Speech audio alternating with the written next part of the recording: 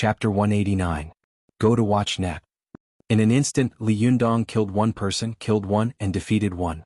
Even if he was angry, most of the anger in his heart had been vented. He sneered and said, "You monk are really stupid. How can you believe the words of others? Do you believe whatever they say?" Dorji Tenzin raised his head and argued, "I'm not a monk. I'm a lama." Li Yundong was amused by Dorji Tenzin's straightforwardness and laughed. Well, you're a lama. Hey, you stupid lama, you have some style. You didn't join forces with these two shameless people to beat me. Otherwise, I would have taken your life with that Mahamudra just now." Dorji Tenzin looked at Li Yundong with doubt in his eyes and asked in stiff Chinese, "Who the hell are you? Why can you master our tantric Mahamudra so quickly?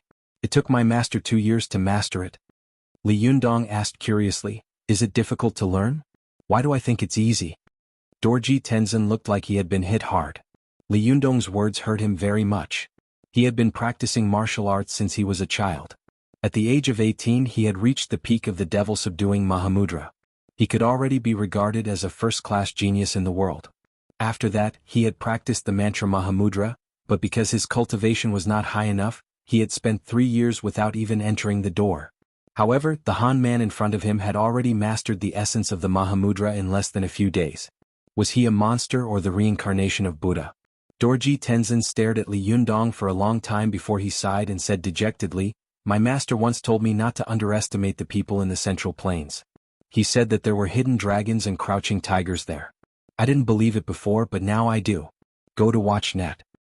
7 KOM. I'm convinced that I will die in your hands."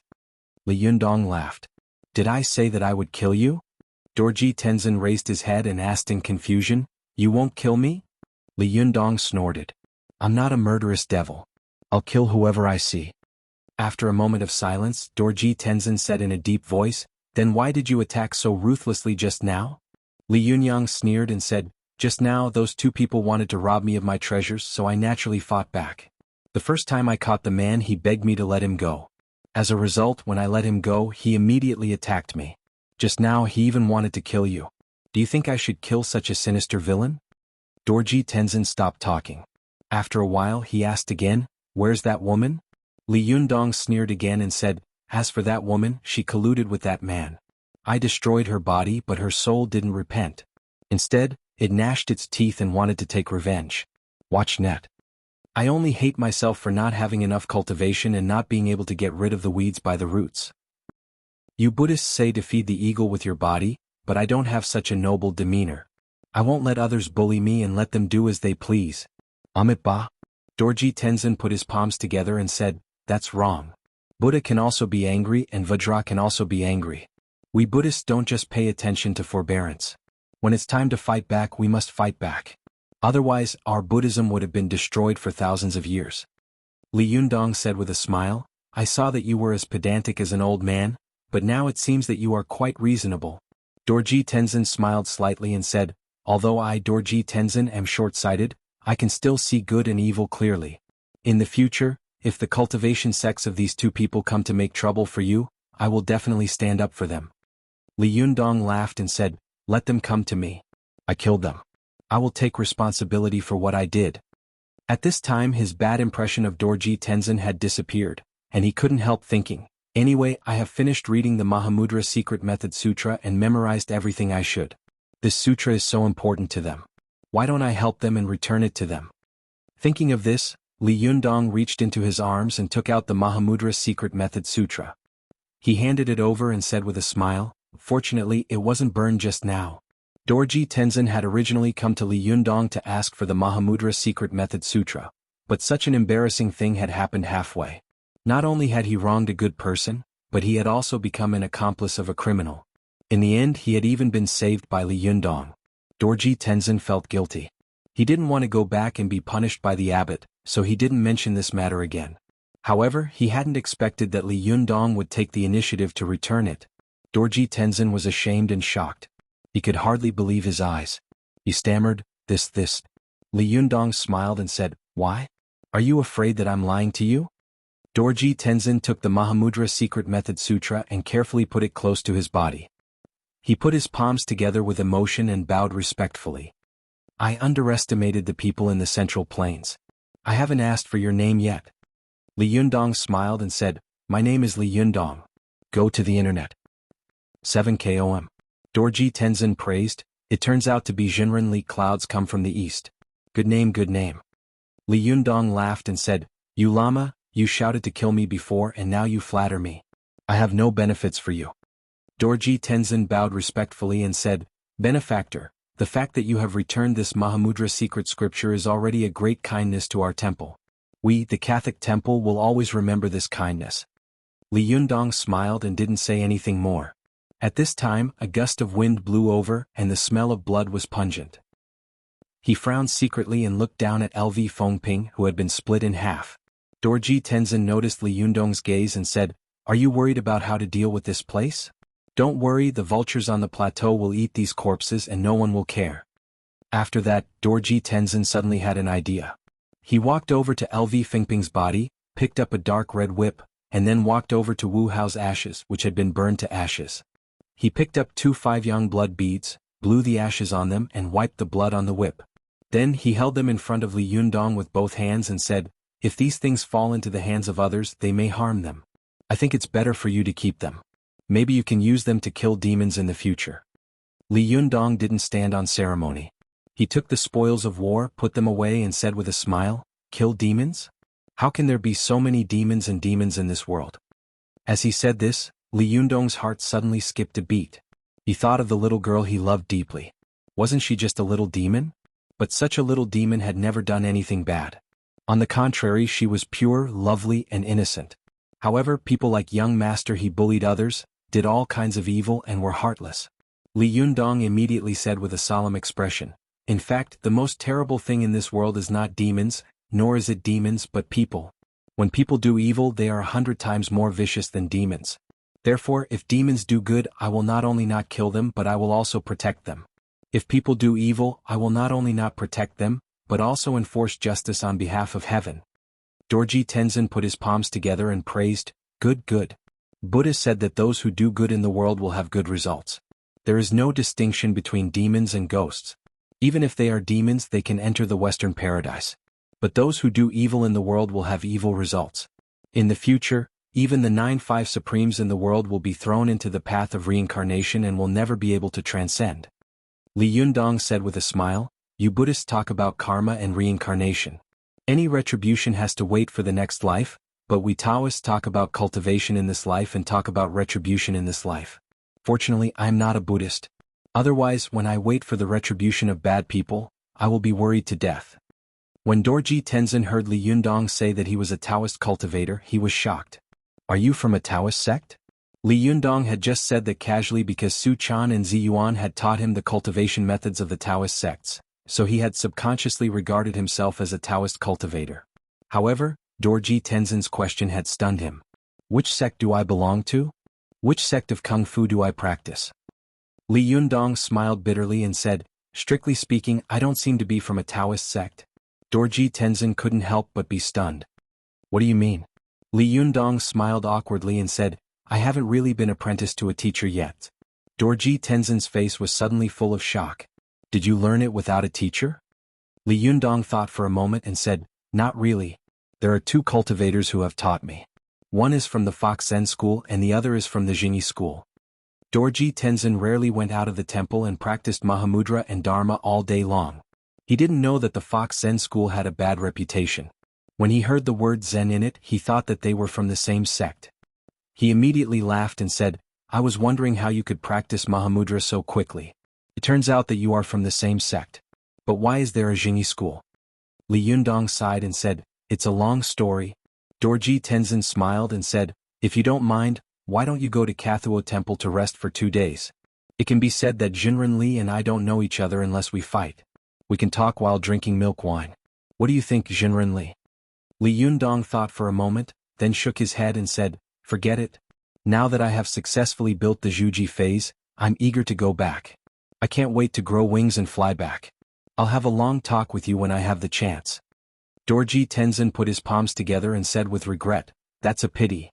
I hope that when you return to the Central Plains, you must remember that you still have a friend here. His name is Dorji Tenzin." Li Yundong smiled and said, "Of course. As he said this, he carried the fan of 7 treasures on his shoulder and left quickly. Dorji Tenzin looked at Li Yundong's departing figure and couldn't help sighing. This person is so young, but he has such a cultivation quotient. The Central Plains is really a place of hidden dragons and crouching tigers. No wonder the Han people have been prosperous for thousands of years. Dorji Tenzin couldn't help but think of Li Yundong's calmness and response when he had fought against 3 people alone. In particular, he had taken a step back, thrown away the treasured fan and made a Mahamudra move. It was really a combination of defense and defense. He had both the fist and foot kung fu of the external sects and the Mahamudra kung fu of the cultivation sections. In the blink of an eye, Li Yundong had combined these together and turned the tide. He had defeated many people with fewer people. The talent he had shown were really admirable and awe-inspiring. Dorji Tenzin thought, Jinrenli has just built the Zhuji phase. When he first met a strong enemy, he has already shown the temperament of a master who is calm in the face of danger. In time he will definitely become a great master and a great craftsman. I strongly recommend the new book, Sekult by Xiao Qian, the author of the fantasy novel Piaomiao Journey. If you are interested, hurry up and read it. This book can't be wrong. /om/ Chapter 190. Go to watch net. Li Yundong refused Dorji Tenzin's invitation and returned along the way he had come. After walking for more than an hour, the sky was already a little dark. He came to a clear and spacious river, bent down to drink a few mouthfuls of the cool river water, and washed his face a few times. Go to watch net? Net. Super under speed. More. No. Li Yundong raised his head and suddenly found a graceful figure standing in front of him. This person was wearing a long purple dress and a faint layer of white gauze. Her whole body seemed to be shrouded in a faint fairy mist. Her face was extremely beautiful and her eyes were hazy and deep. It was Ziyuan. Ziyuan looked at Li Yundong carefully, and a hint of appreciation flashed in her eyes. Li Yundong was stunned when he suddenly saw Ziyuan. He looked around and said in surprise, "Why are you here?" Ziyuan said with a smile, "Didn't I say that I would come to you when you succeeded in the Zhuji phase?" Li Yundong said in surprise, "Do you have telepathy? How could you come so soon?" Ziyuan smiled but didn't say anything. Li Yundong suddenly had an idea and asked tentatively, "You won't be following me all the time, will you?" Ziyuan didn't answer. She turned around and walked in one direction. Li Yundong shouted behind her, "Hey, I'm talking to you. You haven't been following me all the way, have you?" But Ziyuan didn't reply. She just walked in front of him unhurriedly. Li Yundong caught up with her and said in a strange voice, "Hey, if you really follow me all the time and see me almost get into trouble along the way, won't you help me?" Ziyuan suddenly stopped, turned around and said seriously, "Do you know what a saying in the Book of Changes says?" Li Yundong was stunned. "I don't know." Ziyuan said, "Heaven moves vigorously, and a gentleman should constantly strive to improve himself." Li Yundong's expression became serious. He vaguely understood what Ziyuan meant by this. Ziyuan looked serious, which was rare for her. She continued, "Do you know what this sentence means? What does it mean to constantly strive to improve oneself? Why don't you call him constantly strive to improve himself? If I appear to help you whenever you are in trouble, is that still considered cultivation? Always remember, the only one who can help you in this world is yourself." Li Yundong was shocked. He thought to himself, "Yes, if I hadn't cultivated so hard along the way, how could I have succeeded in the Zhuji phase on a peak of more than 6,000 meters? How could he have mastered the giant palm imprint so quickly? How could he have survived the sneak attack of those 2 criminals?" The first sentence of the Qian hexagram in the Book of Changes clearly stated, "As the heavens move vigorously, so should a gentleman ceaselessly strive to improve himself." Did he think that after obtaining the Renyuan Jindan he would not have to work hard and all the benefits would automatically come to him? Li Yundong looked solemn and said seriously, "I've learned a lot. Thank you for your warning. I was being frivolous just now." Ziyuan nodded with a smile on her face. "You don't have to be so nervous. I've seen your performance along the way. The speed of your cultivation is really shocking and rare in the world. Just remember not to be complacent. You have to know that you have just entered the first door on the path of cultivation." Li Yundong nodded and looked a little emotional. "You're right. Human cognition is like a circle. Watch net." The area inside the circle was his perception, and the outside was the world. The smaller the area inside, the less contact I have with this world. When my knowledge suddenly expanded a lot, I found that I was even more ignorant about this world. Ziyuan smiled and said, That's because you've come into contact with more unknown things. Your current cultivation progress is too fast. Although your skills are growing very fast, your cultivation foundation is still not solid enough. There are many things that you only know how but you don't know why. For example, what's up with your Mahamudra Kung Fu? Where did the Mahamudra of Tantric Buddhism come from? Why does it have to be accompanied by mantras to be effective? Li Yundong was stunned when he heard this, and his eyes lit up involuntarily. Yes, why haven't I thought about this? He looked at Ziyuan eagerly and asked, "Can you tell me why?" Ziyuan smiled and said, "I still say the same thing. Heaven is vigorous, and a gentleman should constantly strive to improve himself. I can only show you a way. As for how to go on this road, that's your own business. After you go back, you can slowly look for relevant books and read them yourself." Li Yundong said in surprise, "These books are also cultivation books like the Inner Canon of the Yellow Emperor. Are they everywhere?" Ziyuan sighed and said, "The Great Way is invisible and Dali is simple. Go to watch net. Many people are anxiously looking at the broad road of cultivation from afar, but they never thought that the true road of cultivation is right under their own feet." Li Yundong had some understanding in his heart and nodded secretly. He said, "Are we going to fly all the way back now?" Ziyuan laughed and said, "Fly back? Are you kidding? The terrain of the Qinghai Tibet Plateau is so high, and it is already very close to the sky. If you fly again and it's midsummer now, aren't you afraid of being struck by lightning?" Li Yundong asked in confusion, "What's the reason?" Ziyuan explained softly, "This is the same as a lightning rod. Cultivators themselves are extremely powerful bodies of energy, and the heavens are very sensitive to these bodies of energy. It's fine if you stay low, but you yourself are a huge body of energy, and you are flying so high, especially in the summer when there are so many lightning bolts. If the lightning doesn't strike you, who will it strike?" As she spoke, Ziyuan added, "You must remember the two laws of the cultivation world. The closer you are to the sky, the closer the lightning is to you. The greater your strength, the greater the power of the lightning retribution in the future." Li Yundong couldn't help but smile bitterly. "Doesn't that mean that I will be struck by lightning no matter what, and it will be the kind of death?" Ziyuan smiled slightly and said, "That's not necessarily true. Why do we Taoists cultivate to seek longevity? It's because we believe that man can triumph over nature." As she spoke, she took another step forward. As she walked forward, she said, "Let's go. It's time to go back. When we go back, I can teach you the magic of Shentong." Li Yundong couldn't help but be excited when he heard this. "Can you teach me the magic of flying first?" Ziyuan smiled and said, "You can't become fat in one go. Let's do it step by step." As she spoke, she remembered something. She took out a ticket from her pocket and handed it to Li Yundong, saying, "This is your ticket." "So nice. You even bought a ticket for me? Are you a fortune teller? How do you know that I will succeed in the Zhuji phase at this time?" Li Yundong took the ticket with a smile, but after taking a look he was stunned. "No way, Pulai?" Without turning her head, Ziyuan said, "You're right, Pulai." Li Yundong was stunned and said, "Do you mean the kind of train that stops at every stop and the aisles are crowded with people?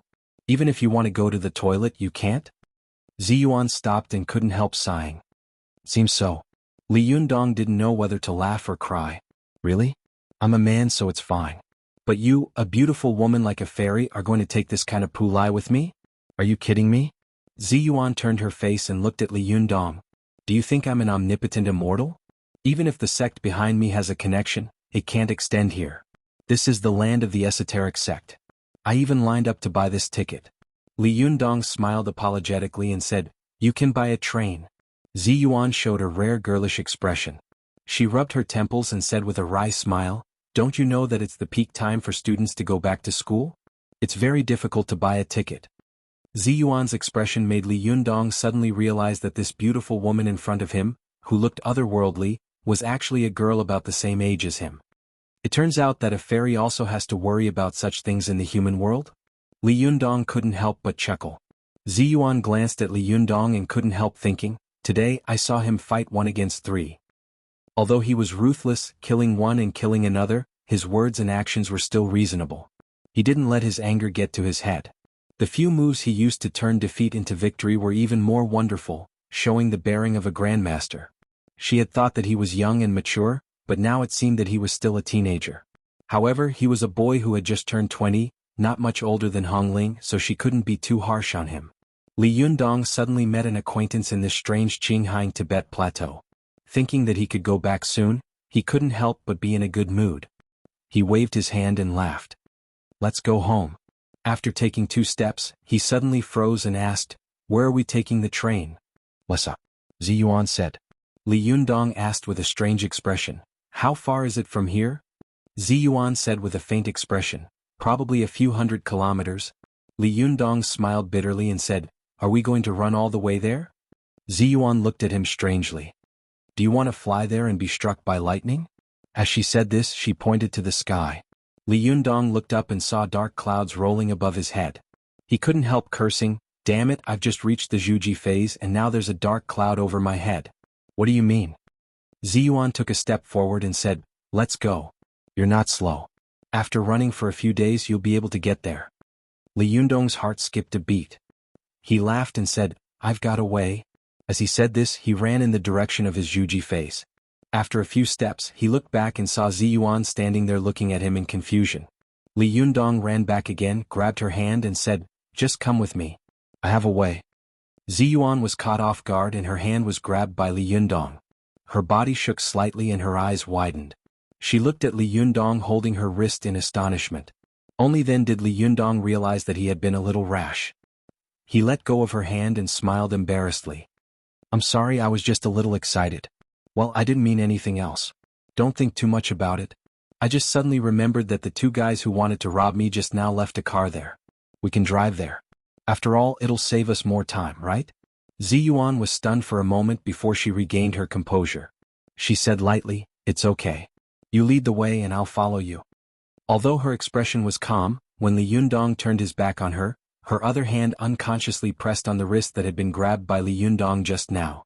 Her thoughts were complicated, and for a moment, her eyes were faintly lost in thought. Once Jindan appears, the world will be settled and the first thunder will show the truth. What does it mean to see the truth? Is it true love or the truth?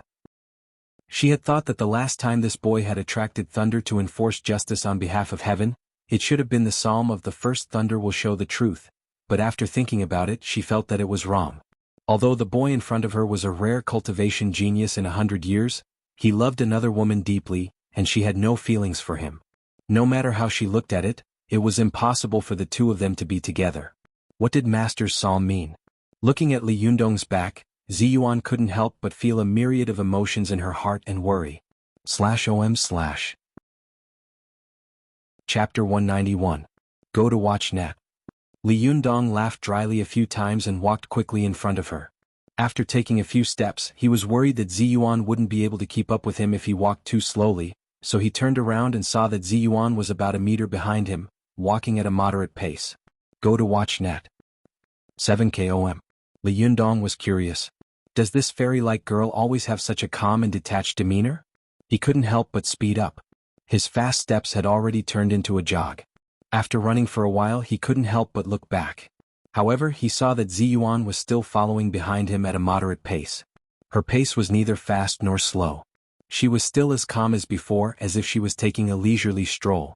Li Yundong simply ran quickly. His running speed was astonishing, no less than that of a cheetah. At this moment, he looked back and saw that Ziyuan was still following him at a leisurely pace. She was still calm and at ease. Li Yundong was convinced.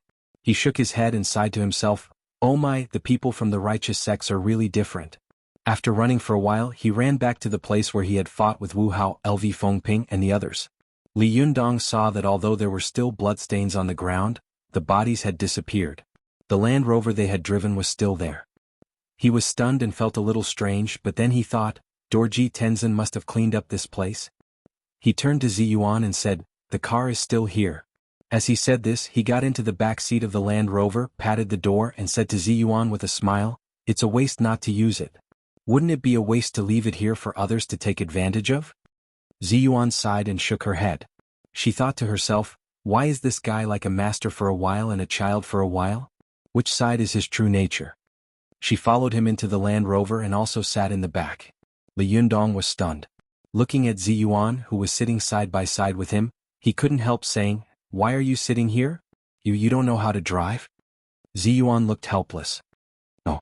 Li Yundong didn't know whether to laugh or cry. "If you don't know how to drive, why did you follow me? Why didn't you stop me? Wouldn't it have been a waste of time?" Ziyuan looked at him speechlessly. I thought you knew how to drive. Li Yundong put his head in his hands and shouted, Oh my god, this is a joke. Li Yundong and Ziyuan looked at each other in the back seat. After staring at each other for a while, Li Yundong said dejectedly, Do we have to walk? Ziyuan couldn't help laughing and said, What's the matter? Jinrenli has run more than 2,000 kilometers all the way here. You don't want to run now? Li Yundong sighed. I really want to tell Su Chan the news of my success in the Zhuji phase immediately. She must be very worried about me. She hasn't heard from me for nearly 2 months. I can't wait to go home. Ziyuan smiled slightly. She had wanted to say that the closer one got to the journey, the better. But when the words were on the tip of her tongue, she looked at Li Yundong's eyes, which were full of worry and concern. In the end she didn't say it. Watch net. 7 km. Li Yundong gritted his teeth and said, Forget it. I'll drive. Ziyuan asked curiously, You? Didn't you say you didn't know how to drive? Li Yundong snorted and said, I haven't eaten pork, but haven't I seen a pig run? As he said this, he got out of the car and went to the driver's seat. Li Yundong recalled some of the skills and movements of the drivers he had seen on weekdays. He turned the car key, put down the handbrake and stepped on the accelerator. The engine of the Land Rover rumbled under the accelerator, but the car didn't move. Li Yundong said in confusion, Strange, why isn't the car moving? It can't be broken, can it? Ziyuan poked her head out from the back seat, pointed to the clutch and gear with a smile, and said, How can you change gears if you don't step on the clutch? How can you drive if you don't change gears? Li Yundong suddenly realized something. He stepped on the clutch and put the gear into our gear. Suddenly the car slammed backward. Although Ziyuan had the ability to predict, she had to do a divination beforehand to know.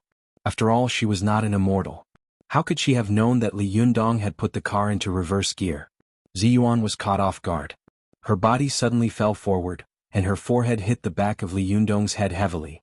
Li Yundong and Ziyuan cried out at the same time and held their heads. Li Yundong slammed on the brake and pulled the handbrake. The car immediately stalled.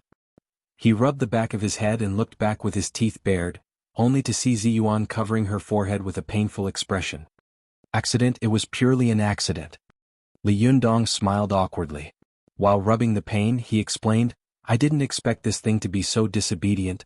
Although Ziyuan was one of the best cultivators of the younger generation, she had not cultivated to the Jinshin phase of the Vajra body. She was a delicate beauty, but when she was hit by Li Yundong, she almost cried from the pain. If you don't know how to drive, then don't. Ziyuan couldn't help complaining as she rubbed her forehead. Go to the internet. Li Yundong smiled apologetically and said, It was a mistake, it was definitely a mistake. The ancients said, Everyone makes mistakes. Give me another chance. As he said this, Li Yundong took a deep breath and carefully started the car again. Then he put it in first gear and gently stepped on the accelerator. However, the car roared but it didn't move. Li Yundong was stunned and thought, Impossible, why is it still not moving? This time I put it in gear. Li Yundong subconsciously stepped on the accelerator. The roar of the motor became louder and louder, but the car still didn't move. When Li Yundong stepped on the accelerator to the end, the Land Rover's motor roared like a monster, and the car slowly moved. Li Yundong couldn't help but smile proudly and say, I'm really a genius. I can drive without a teacher. But after driving for a while, he found that no matter how he stepped on the accelerator, the car couldn't speed up. He couldn't help but wonder, this car is even slower than an ox cart. What's going on? It's not normal. Moreover, the more Li Yundong drove, the more he found that he could smell something burning. He twitched his nose and asked curiously, Why is there a burning smell? Ziyuan looked like she had been defeated by him. She rubbed her temples and pointed at the handbrake, not knowing whether to laugh or cry. You didn't put down the handbrake? Li Yundong raised his head and laughed.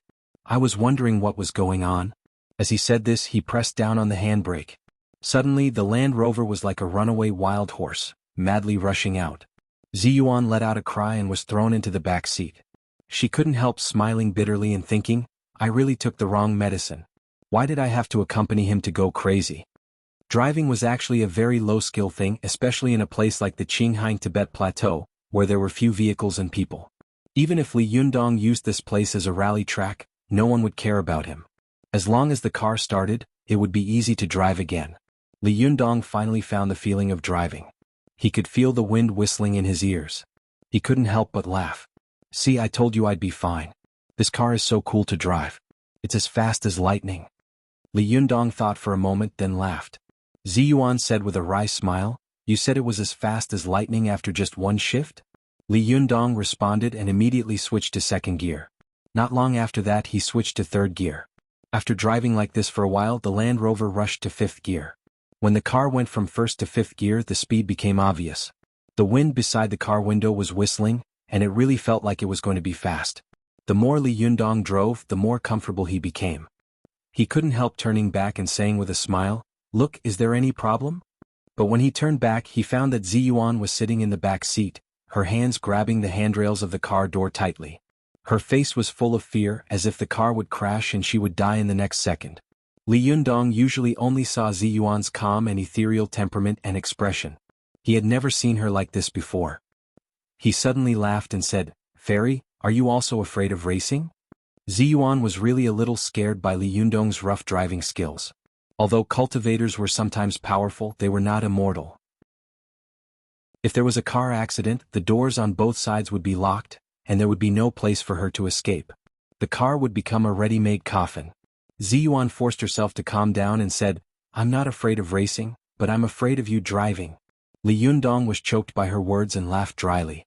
Just as he was about to speak, he saw Ziyuan suddenly widen her eyes, straighten her body, point to the front and shout, "Be careful." Li Yundong quickly turned his head, but suddenly saw that he had already deviated from the road. He suddenly screamed in fright and slammed his feet. This subconscious action of his was a mistake that almost all novice drivers would make. Stepping on the gas pedal as the brake pedal. The Land Rover suddenly roared out of the road. Fortunately, the Qinghai Tibet Plateau was wide, and there was only grass on both sides of the road. It was not like the city where as long as one drove off the road, it would immediately cause a car accident. However, the grass road was not smooth and the Land Rover was fast. The car suddenly became a mad bull in the Spanish bull ring, jumping wildly on the grass. Ziyuan, who was in the car, was so shaken that she almost fell apart. Her hair was messy and she looked embarrassed. She wanted to ask Li Yundong to stop, but the car was shaking so much that she couldn't even say a complete sentence. "Hurry, hurry, stop, stop, stop." With just a few words, Ziyuan almost bit her own tongue. The number one person of the younger generation in the cultivation world almost bit her tongue. No one would believe it. Only then did Li Yundong come to his senses and slam on the brakes. The roaring Land Rover suddenly screeched to a stop. Ziyuan couldn't control her momentum, so she suddenly rushed forward and hit the back of Li Yundong's head with a bang. Li Yundong was hit by her, and with the inertia of the car, his head also hit the window. Fortunately, the window was bulletproof, so it didn't break his Jindan body. Li Yundong covered his forehead, feeling dizzy. He gritted his teeth and struggled to get up. He looked back and asked, "Hey, are you okay?" When he asked this, Li Yundong knew that he had asked too much. Ziyuan was sitting in the back seat with her hair disheveled. She was covering her nose with her hand and looking at him with resentment and anger in her eyes. The future leader of the Linggong sect of Jingyi school had been tortured like this. How could she be okay? Li Yundong laughed dryly. "It's just an accident. It's just a small matter. Is your nose okay?" It would have been better if she hadn't asked, but as soon as she did, Ziyuan suddenly became angry. "Yes, I am indeed a cultivator who has been born into the world. I pay attention to calmness, but you bastard can't do this. You don't know how to drive, but you try to be brave. Now, my nose is almost broken." Thinking of this, Ziyuan felt wronged. She had started cultivating when she was in her mother's womb. At the age of 10 she had reached the Zhuji phase. At the age of 18 she had become one of the best of the younger generation in the cultivation world. No matter who saw her, they would be respectful and polite, especially those male cultivators. Which one of them didn't treat her like an immortal? This person doesn't know how to be kind to women at all. Damn it. Ziyuan was so angry that she let go of his hand and said loudly, "I'm okay? Can I be okay?" She had hit herself too hard just now. If it weren't for the fact that the qi in her body was so strong that she could control the contraction of the blood vessels in her nasal cavity, she would have had a nosebleed by now. Although she hadn't made a fool of herself, her nose was still inevitably red, which made her look a little funny. Li Yundong had seen Ziyuan's fairy-like face many times, so when he suddenly saw her embarrassed appearance, he suddenly burst into laughter. However, he reacted quickly and forcibly controlled his laughter. It was a good thing that he didn't laugh out loud. He suddenly felt that the ethereal fairy in front of him seemed to have fallen into the mortal world. Although she was no longer as elegant as she used to be, she was a little more approachable. Notice. Due to some reasons, the previous Fox Group 2 is hereby invalid. The new Fox Group 2 is 1018899901.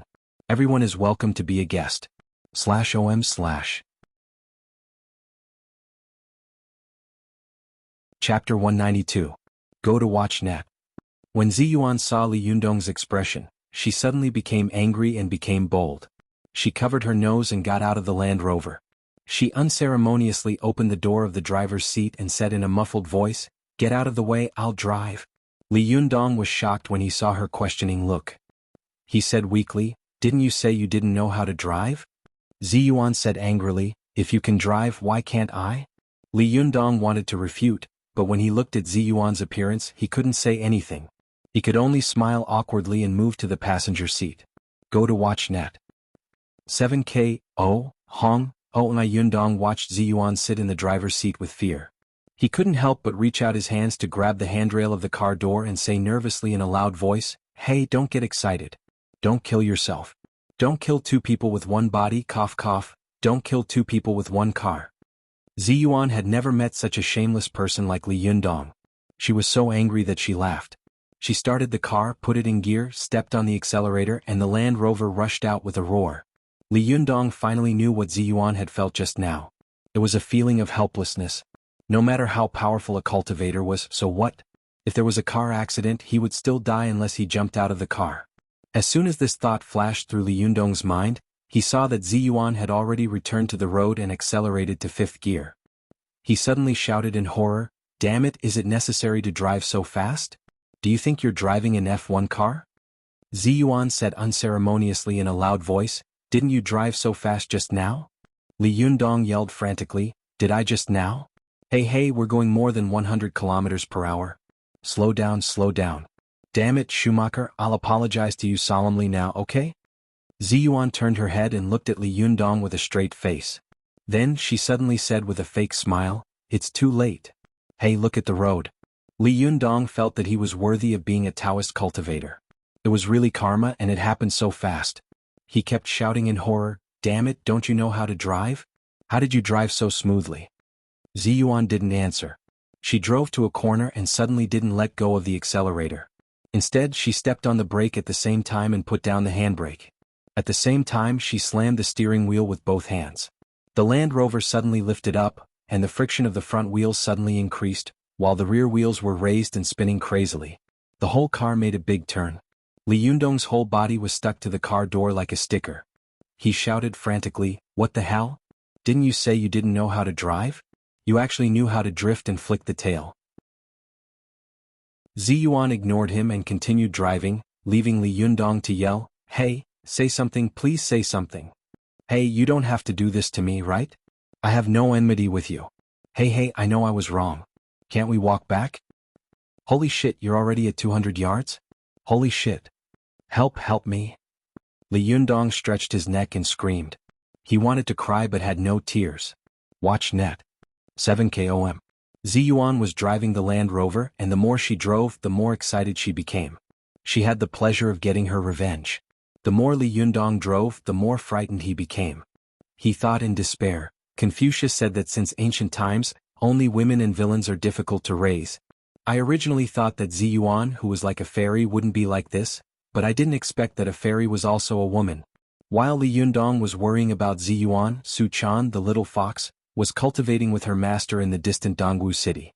The little lass felt that she had been feeling a little restless recently. She didn't know why, but even when she was meditating, she always felt that she couldn't calm her mind or calm down.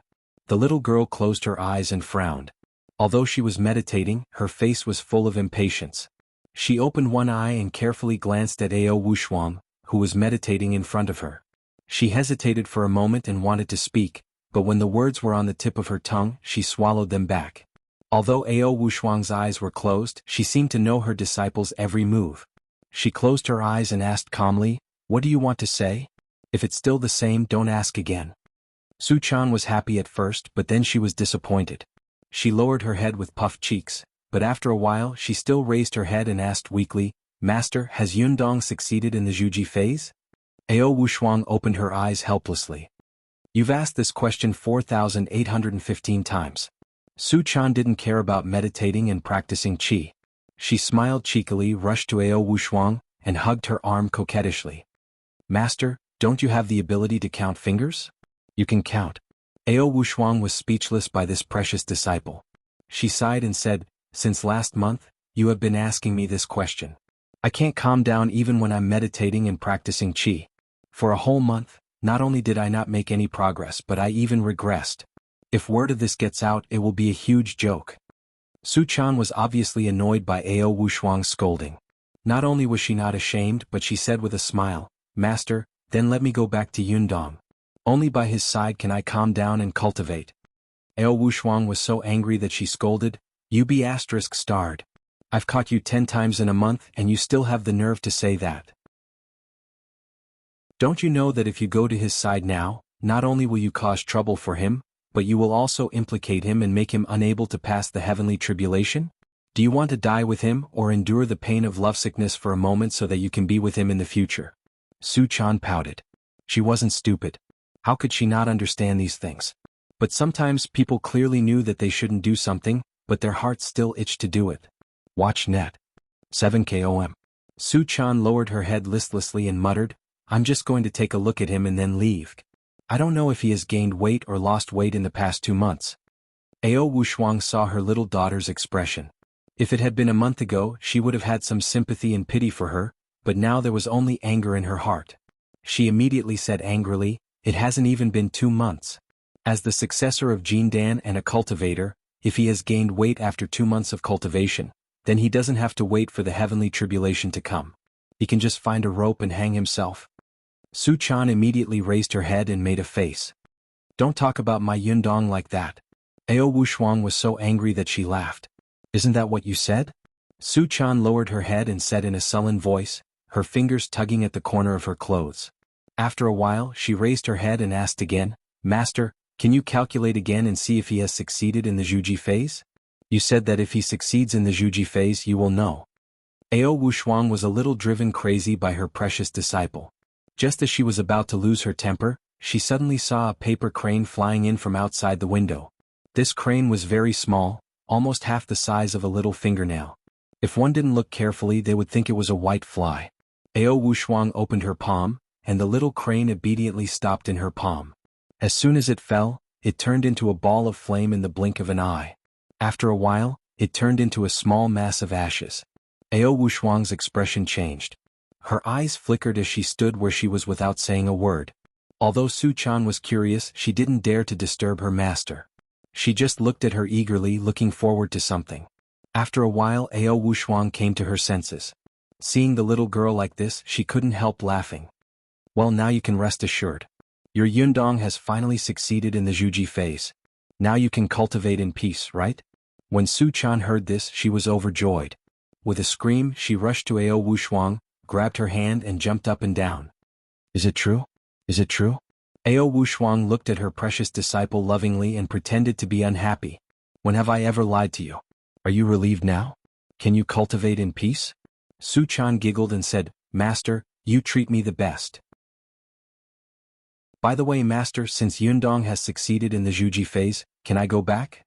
Anyway, I won't affect him anymore. Ao Wushuang suddenly became furious, and her 2 willowy eyebrows raised. You be asterisk starred, why are you so stubborn?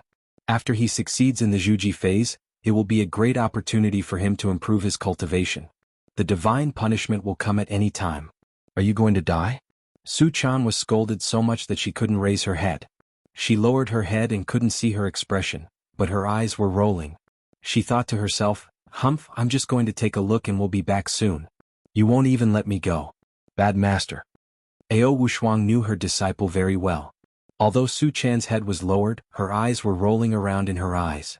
She knew that the little girl must have some evil ideas in her mind, so she warned her sternly, I'm telling you, you're not allowed to go to his side.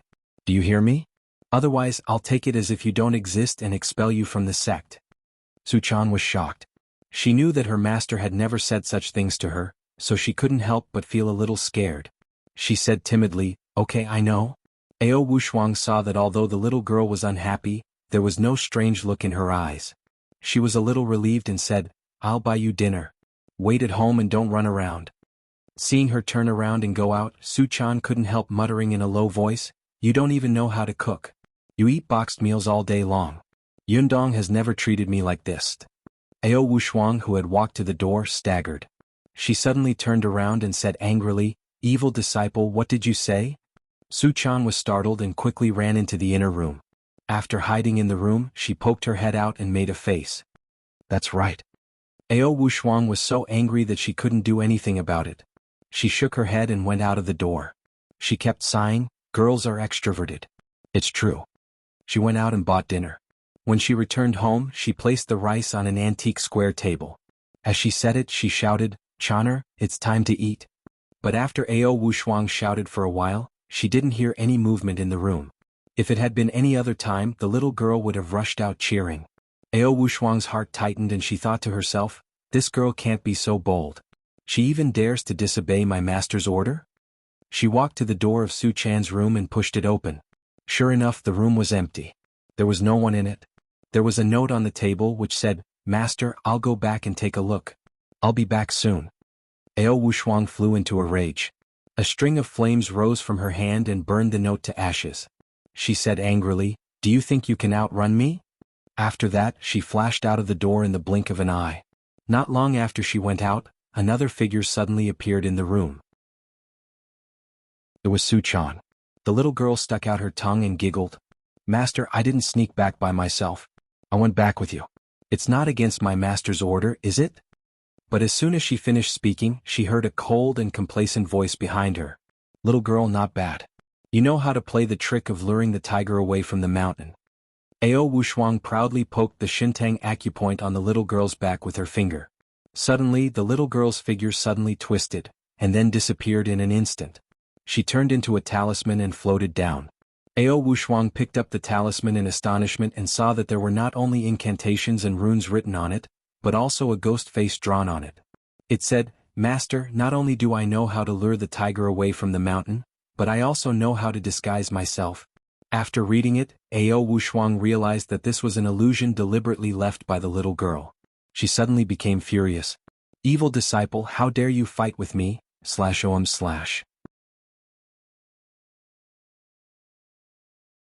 Chapter 193. Go to watch net. Realizing that she had been tricked, Ao Wushuang rushed out of the door again in the blink of an eye. But not long after she rushed out, she rushed back again. She looked around suspiciously and shouted, "Evil disciple, if you don't want to be expelled from the sect, come out now." But even after she shouted for a while, the surroundings were still quiet, not a single sound could be heard. Go to watch net. 7K, O-/you really ran away. After that, her figure instantly turned into a green light and left in the blink of an eye. After a long time, a figure slowly appeared in the room. Her eyes kept rolling and her face was full of vigilance. It was Su Chan. After a long time, a figure slowly appeared in the room. Her eyes kept rolling and her face was full of vigilance. It was Su Chan. Su Chan patted her chest and said with lingering fear, "Fortunately, I was careful, or I would have been tricked." Su Chan was only a three-tailed spiritual fox. Compared with her master, the magic she knew was not as many, but she was proficient in the magic of hiding, especially the invisibility spell and the illusion spell. If she hadn't cultivated this kind of magic to a higher level, Ao Wushuang wouldn't have dared to give her the Renyuan Jindan. But the magic that Ao Wushuang had painstakingly taught to Su Chan in the past was now being used on her. How could she not be angry? Su Chan naturally knew this. She stuck out her tongue, put her palms together and begged, "Master, you are a magnanimous person. You won't argue with me, right? I'm just going to take a look." After that, she also turned into a green light and went straight to Tianan City. As soon as she flew into the air, Su Chan felt as if there was a pair of incomparably majestic eyes staring at her from the sky. An extremely powerful force was gradually accumulating above her head, as if thunder would fall at any time. Su Chan's heart was beating wildly. She knew that at this time there was the most thunder. She was actually flying in the air, which was simply telling God, "I am a cultivator, come and strike me." However, Su Chan was penniless and there was no way she could take the train back. She had no choice but to bite the bullet and fly back. After flying for more than an hour, A terrible omen suddenly flashed through her heart. She shivered and quickly landed on the ground. Su-chan looked up and saw dark clouds rolling in the sky, piling up above her head. Thunder and lightning flashed in the clouds. Su-chan shivered and didn't dare to fly again. She ran quickly on the ground. She waited until the dark clouds above her head slowly dissipated, then flew up again. When the dark clouds in the sky gathered again, she landed on the ground again. Watch net. After more than 2 hours, Su-chan finally returned to Tianan City. As soon as she stepped into the city, she seemed to feel a familiar aura in the air. Su-chan stood at the end of the streets of the city, looking at the intertwining flow of people on the street. Although these people's faces were strange and cold, the little girl felt that in the next second, Li Yundong's face, which made her yearn for him day and night, would appear in the crowd. The little girl stood on the street in a daze for a long time. Her expression suddenly became a little dull, and her eyes became a little erratic. After a long time, she came to her senses and hid in a place where no one could see her. She turned into a blue light again and flew toward the home where she and Li Yundong lived. It was almost dusk. Su-chan flew to the balcony of her home in Hongxing New District. She was surprised to find that the broken glass door of her home had been replaced. Su-chan reached out and gently pushed the glass door. Fortunately, the glass door was not closed. Su-chan walked into the home and looked at the furnishings in the home obsessively. Her fingertips greedily touched the skin of the leather sofa, as if she was feeling Li Yundong's aura. Everything is the same. Nothing has changed. Su-chan couldn't help smiling, but her eyes were a little moist. She glanced around the living room and suddenly found a vase on the coffee table on the table. There were a few fresh flowers in the vase. The petals were delicate and bright. It was obvious that they had been planted recently. Su-chan was stunned.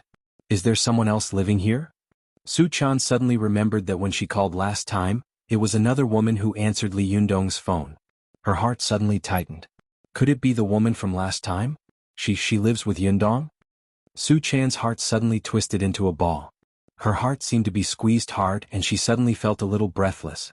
Su-chan was shocked and afraid. Although Li Yundong had explained it to her, she still thought in panic, Yundong is so outstanding. There must be many women who like him.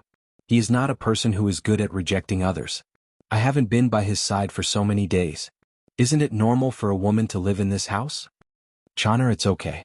Yundong won't abandon you. He likes you. He said himself that he would never leave you. Su-chan stood in the living room, biting her lip and looking at the vase. She said this to herself as if she was cheering herself up and comforting herself. Go to the internet. 7 After a while, Su-chan's eyes were full of tears. She heard something behind her. She looked back and saw Ao Wuxia standing behind her. When Su-chan saw her master, she couldn't stop crying. She burst into tears and threw herself into her master's arms, saying, Master, Yundong has another woman. Ao Wuxia had been furious because of Su-chan's willfulness. She had wanted to teach her a lesson when they met, but when she saw the girl crying, her heart immediately softened. She comforted her and said, You stupid girl, how do you know that he has another woman? Su-chan raised her head and said with tears in her eyes, I saw a vase of flowers in the room. It was just put in today. Yundong never does these things by himself. It must be another woman who did it for him. Ao Wuxia sighed and said, You're really stupid. It's just a vase. How can you be sure that he has a woman? Besides, if you really want to be with him, then you have to remember clearly that you can't not trust him. If you really love him, then you have to trust him. Otherwise, don't love him and save yourself from endless troubles in the future. Su-chan sniffled, wiped away her tears and looked at her master eagerly. I know what you're saying, but I'm just sad. Ao Wuxia pretended to be angry and said, You're already crying before you see him. If you really see him, won't you die? Hurry up and go back with me or I'll really expel you. Su-chan rubbed the corner of her clothes with her hand and asked timidly, Can I go to Yundong's room and have a look? I want to smell his breath. Foxes were suspicious by nature. Once they suspected something, it was as if there was a knot in their hearts that was difficult to untie. Su-chan said it nicely, but she really wanted to smell the smell of Li Yundong's bed. If he really had another woman, she would be able to smell it at once. Ao Wuxia knew what her beloved disciple was thinking. She was so angry that she laughed and waved her hand impatiently. Go. Su-chan said, wiped her tears again and pushed open the door of Li Yundong's room. She looked timid as if she was afraid of something. Su-chan pushed the door open and closed it, as if she didn't want Ao Wushuang to see what she was doing. Ao Wushuang shook her head and was speechless at Su Chan's childish temper. She stood in the living room and looked around. After waiting for about a minute, she couldn't help but say, "Hey, are you done?" She shouted, but there was no movement inside. Ao Wushuang suddenly became vigilant. Could it be that this girl really noticed that there was another woman in there and took it too hard? Ao Wushuang immediately rushed over, pushed the door open and shouted, "Chaner?" As soon as she opened the door, she saw Su Chan sitting on the edge of the bed with her back to her, in a daze. Hearing Ao Wushuang's shout, Su Chan turned her head. Her beautiful face was full of tears. Ao Wushuang immediately said with a frosty face, "What's wrong? That heartless man really has another woman?" Su Chan smiled through her tears. She held up a pink Hello Kitty piggy bank with both hands and said happily, "Master, look."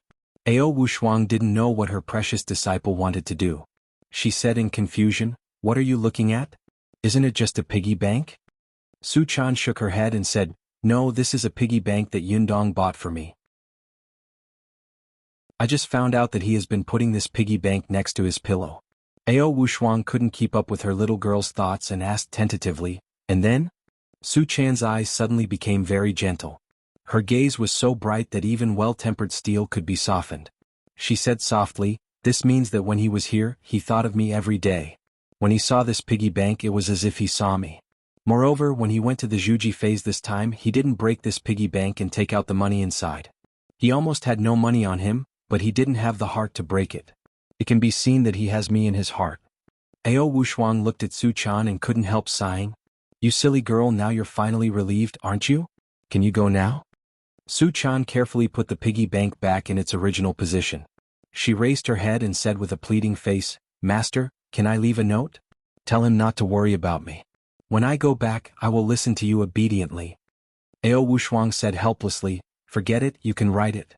If I don't let you write, I think you'll be in Chao Ying's camp with me." Su Chan smiled happily. "Master, you're the best."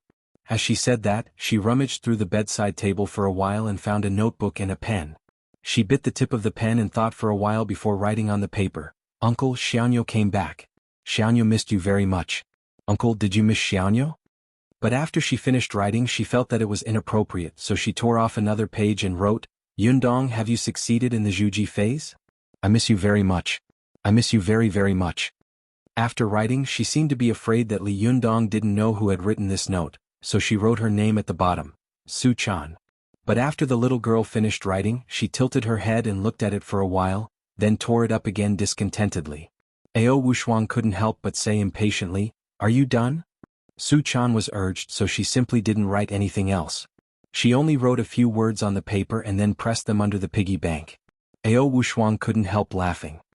"Aren't you afraid that he won't see it?" A trace of cunning flashed in Su Chan's eyes. She said, "If Yundong really cares about this piggy bank, he will definitely find it." Ao Wushuang said, "Aren't you afraid that he won't care about it and won't find it?" Su Chan shook her head hard. "No, I believe him." Then she took Ao Wushuang's hand and said, "Master, let's go back." Ao Wushuang sighed and said angrily and helplessly, "You be***starred girl, I really can't do anything about you." After that, the two of them turned into a beam of blue light and left. 24 hours after they left, Li Yundong finally returned to the southern city of China from the distant Qinghai Tibet plateau. After experiencing a bumpy and dusty journey, Li Yundong stumbled into his house. Last week he ranked 8th on the flower list, and this week he was still updated on the 2nd, 4th and 6th. There are more and more flowers every week. Not bad, not bad. Those who are online can also come to the website to register an account and give me flowers. The more flowers you send, the higher your ranking is, the more I will break out. Fair trade, honest to the old and the young, hee. In addition, I recommend Yu Ji's new book, The President's Second-Hand Bride. Those who like romance can go read it. /om/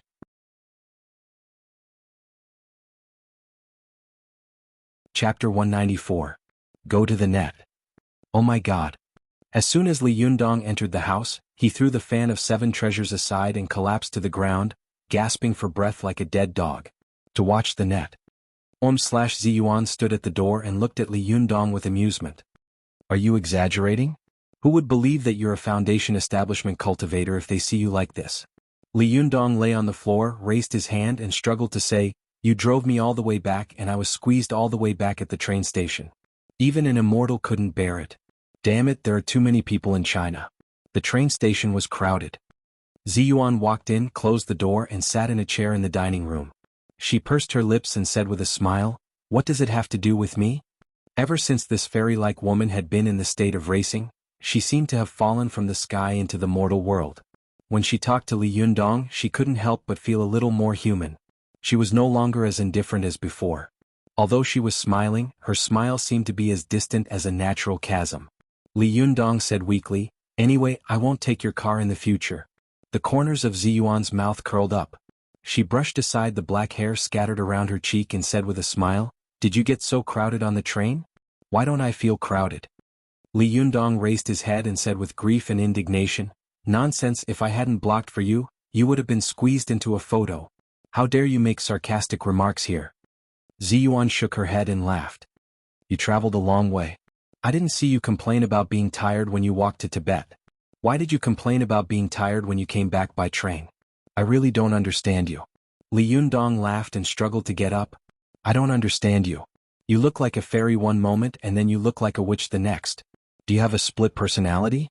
Ziyuan was stunned, and the smile on her face suddenly disappeared. She became silent and did not say a word. Li Yundong's heart trembled. "I was right? No way." He smiled embarrassedly, got up and said, "I'm going to take a shower and change my clothes. I'm no different from a beggar in this outfit." As he spoke, he walked into his bedroom. After changing out of his dirty clothes, he threw them directly into the trash can. He found a change of clothes for himself and went into the bathroom to watch the net. After all, taking a bath in the bathroom was different from taking a bath in the river. Li Yundong happily rubbed off all the mud on his body. After taking a bath, he felt as if his body had become 10 or 20 kilograms lighter. He only felt refreshed and comfortable all over. After Li Yundong came out shirtless, he was surprised to find that Ziyuan was still sitting in the living room, as if she was thinking about something in a daze. He asked curiously, "Aren't you going back to take a shower?" Ziyuan seemed to wake up from a dream and turned to look at Li Yundong. She saw that the boy was half naked. The attack of the Rinyuan Jindan and his own hard work made his upper body look like an inverted triangle. The lines of his muscles were almost perfect, not as exaggerated and terrifying as those of bodybuilders. However, his whole body was full of tendons and muscles, and under his leather-like skin, there was a strong explosive force. The boy's shoulders were very wide, and the deltoid muscles on his back were unusually developed, giving people a strong sense of security that even if the sky fell, he would be able to hold on. The 6 muscles on his abdomen were as hard as a layer of armor. After looking at Li Yundong for a while, she suddenly smiled and said, "You still look like a beggar after taking a shower. Do you know why?" Li Yundong looked at himself.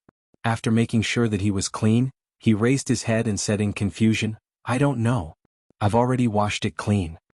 Ziyuan smiled and pointed at Li Yundong's face and hair. "Go and look in the mirror." Li Yundong couldn't help laughing. He ran back to the bathroom, picked up the razor and shaved his face clean. Suddenly he changed from a bearded man to a handsome young man. The only flaw was that his hair was a little long, which made him look like a beetle. Li Yundong walked out of the bathroom, smiled and said, "I can't cut my hair by myself. Let's talk about it tomorrow." Ziyuan smiled and said, "Do you have scissors in your house?" Li Yundong was stunned. "Yes, you want to help me cut it?" Ziyuan didn't answer. She just smiled faintly and sat quietly in her seat, looking at Li Yundong. "Look at the net." 7 km. There was always a special power in this woman's eyes that could make people do something for her willingly. Li Yundong walked into the room and found the scissors. He handed them to her and said, "Can you do it?" Ziyuan pulled a chair from the dining table, pulled down the tablecloth on the table and tied it around Li Yundong's neck. She smiled and said, "It's not worse than driving." When Li Yundong heard this, his face turned ashen. He immediately wanted to jump up and run for the door, but Ziyuan seemed to have expected his reaction. She put her hands on Li Yundong's shoulders and pressed him down. Li Yundong struggled hard, but he couldn't break free from Ziyuan. He suddenly smiled bitterly and said, "Hey, don't mess around. If you can't cut it, I'll have to shave my head. I've never shaved a monk's head since I was a child." Ziyuan didn't answer directly. She just cut off a section of his black hair with the scissors in her hand. Li Yundong's heart suddenly trembled. "Well, she cut first and reported later. Forget it, just bear with it." As long as you don't shave a Mohican or a scabby head. Ziyuan cut a few times and found that Li Yundong's face was full of bravery and fearlessness. His eyes were even more tragic than Lu Hulin's. She couldn't help laughing and said, "Don't worry, I raised Hongling since she was a child. I cut her hair. Do you think I can cut hair?" When Li Yundong heard this, he immediately breathed a sigh of relief. He smiled and said, "That's good. I thought you used my head as an experimental field." Ziyuan pursed her lips and said with a smile, "With your hair that looks like a chicken's nest, you still want to experiment with it? I think it's just a field of weeds at most." Li Yundong said with a smile, "Whether it's an experimental field or a field of weeds, don't mess around. Just cut it flat for me." Ziyuan smiled faintly and said, "I won't. Don't worry." "Well, I can rest assured that you can do it." Although Li Yundong said that she was a good helper, he thought to himself, "You have a criminal record first. I'm not at ease at all." Ziyuan's hands were dexterous and the scissors were fast. Li Yundong only felt that she was busy beside him. The scissors made a clicking sound and his hair fell off piece by piece. He couldn't help but say, "Alas, it's only been 2 months. Why is it so long?" Ziyuan said, "Isn't there an answer in the inner canon of the Yellow Emperor?" Li Yundong's heart skipped a beat. He patted his forehead and said, "I understand. It's because my qi and blood are too vigorous, right?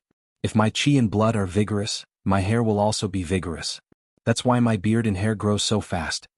Ziyuan nodded slightly and said, "Cultivation is not only about practicing magic. You have to understand the operating rules of these magic, and you also have to understand the theory and scientific principles of cultivation." Li Yundong couldn't help but laugh and say, "The scientific principles of cultivation?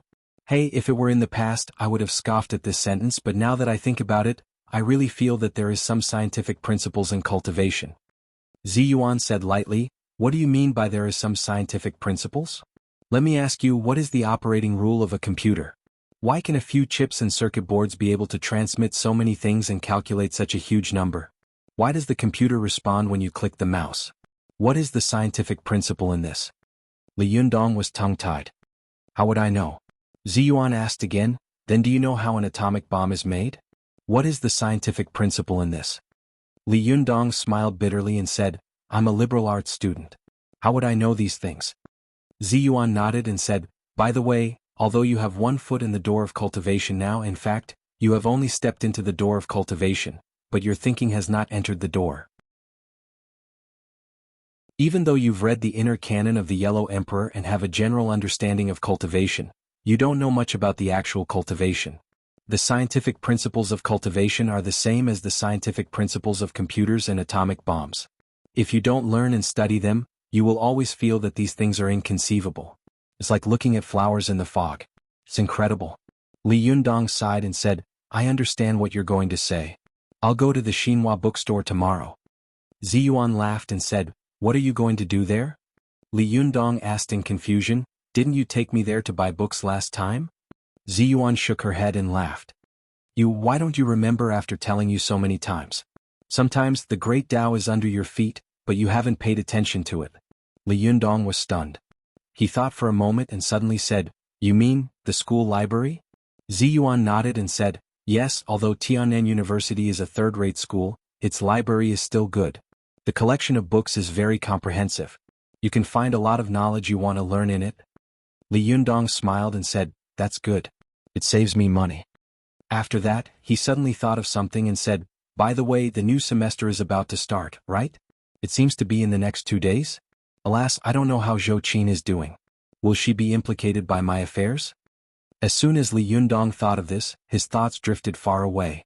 The scene of him leading the heavenly thunder to kill young master he seemed to be still vivid in his mind.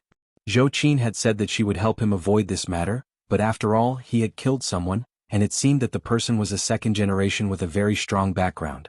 He didn't know how Zhou Qin was doing now. Li Yundong couldn't help but sigh. He knew that Zhou Qin liked him, so she had been silently contributing. However, he didn't accept her help. She had helped him block the wind and rain, but he hadn't contacted her at all in the past 2 months. This was a little unreasonable. Thinking of this, Li Yundong wanted to call Zhou Qin, but as soon as he thought of this, he smiled bitterly. His phone had been sold and he didn't remember her number. How could he contact her? It seemed that he had to wait until school started. Li Yundong sighed. It was fine that Zhou Qin didn't know the news, but what about Su Chan? What about the little girl? Was she okay? It would have been fine if Li Yundong didn't think about it. When he thought about it, he felt that his longing for her was like a tide, almost burying him. Li Yundong couldn't wait to pass the heavenly tribulation immediately and then fly with the little girl. But Li Yundong knew that cultivation was like sailing against the current, going against the heavens. A little carelessness could lead to eternal damnation, not to mention that the heavenly tribulation might come at any time. The little girl's words before she left were right. Li Yundong, you have to become stronger. /OM/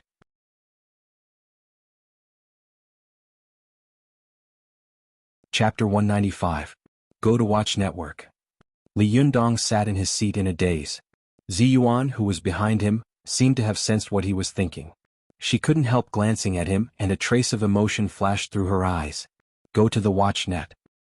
7 She thought to herself, this man, he hasn't even passed the heavenly tribulation yet, but he's already worried about others. He's really a person who has tender feelings for women. He's quite like my master. Seeing that Ziyuan didn't speak, Li Yundong was silent for a while, then continued the topic just now. Speaking of which, I thought you would continue to teach me magic without stopping, but I didn't expect you to ask me to go back to school to study. In fact, I don't understand. Why do I have to go back to school when I've already started cultivating? Ziyuan used her hand to lift Li Yundong's long hair by his ear and cut it with a knife. She said, cultivation is divided into two kinds. Cultivation in the secular world and cultivation in the secular world. Some cultivators have been cultivating in the secular world all their lives, while others have been cultivating in the secular world all their lives. There is no difference between the two, but no matter which one it is, there will inevitably be flaws and regrets. People who have been cultivating in the secular world all their lives will not be affected by the secular world. Their skills are pure and their strength is strong, but in fact their Taoist heart has not been tested and tempered. Once they meet a cultivator with a strong will and whose skills are not far from theirs, they will most likely be defeated. Li Yundong listened attentively and couldn't help asking, why is that? Ziyuan stopped and said solemnly, you must remember that the battle between cultivators is not about who has higher skills. Otherwise, you would have become a pile of bones on the Qinghai Tibet Plateau by now. Wu Hao and LV Fingping's cultivation is much higher than yours. The reason why they lost to you is that their will is not firm enough. They don't have your strong will in the face of danger. Li Yundong suddenly understood. Oh, I understand what you mean. Can this kind of will be understood as the Taoist heart? When fighting, you must guard your Taoist heart and not let others break it.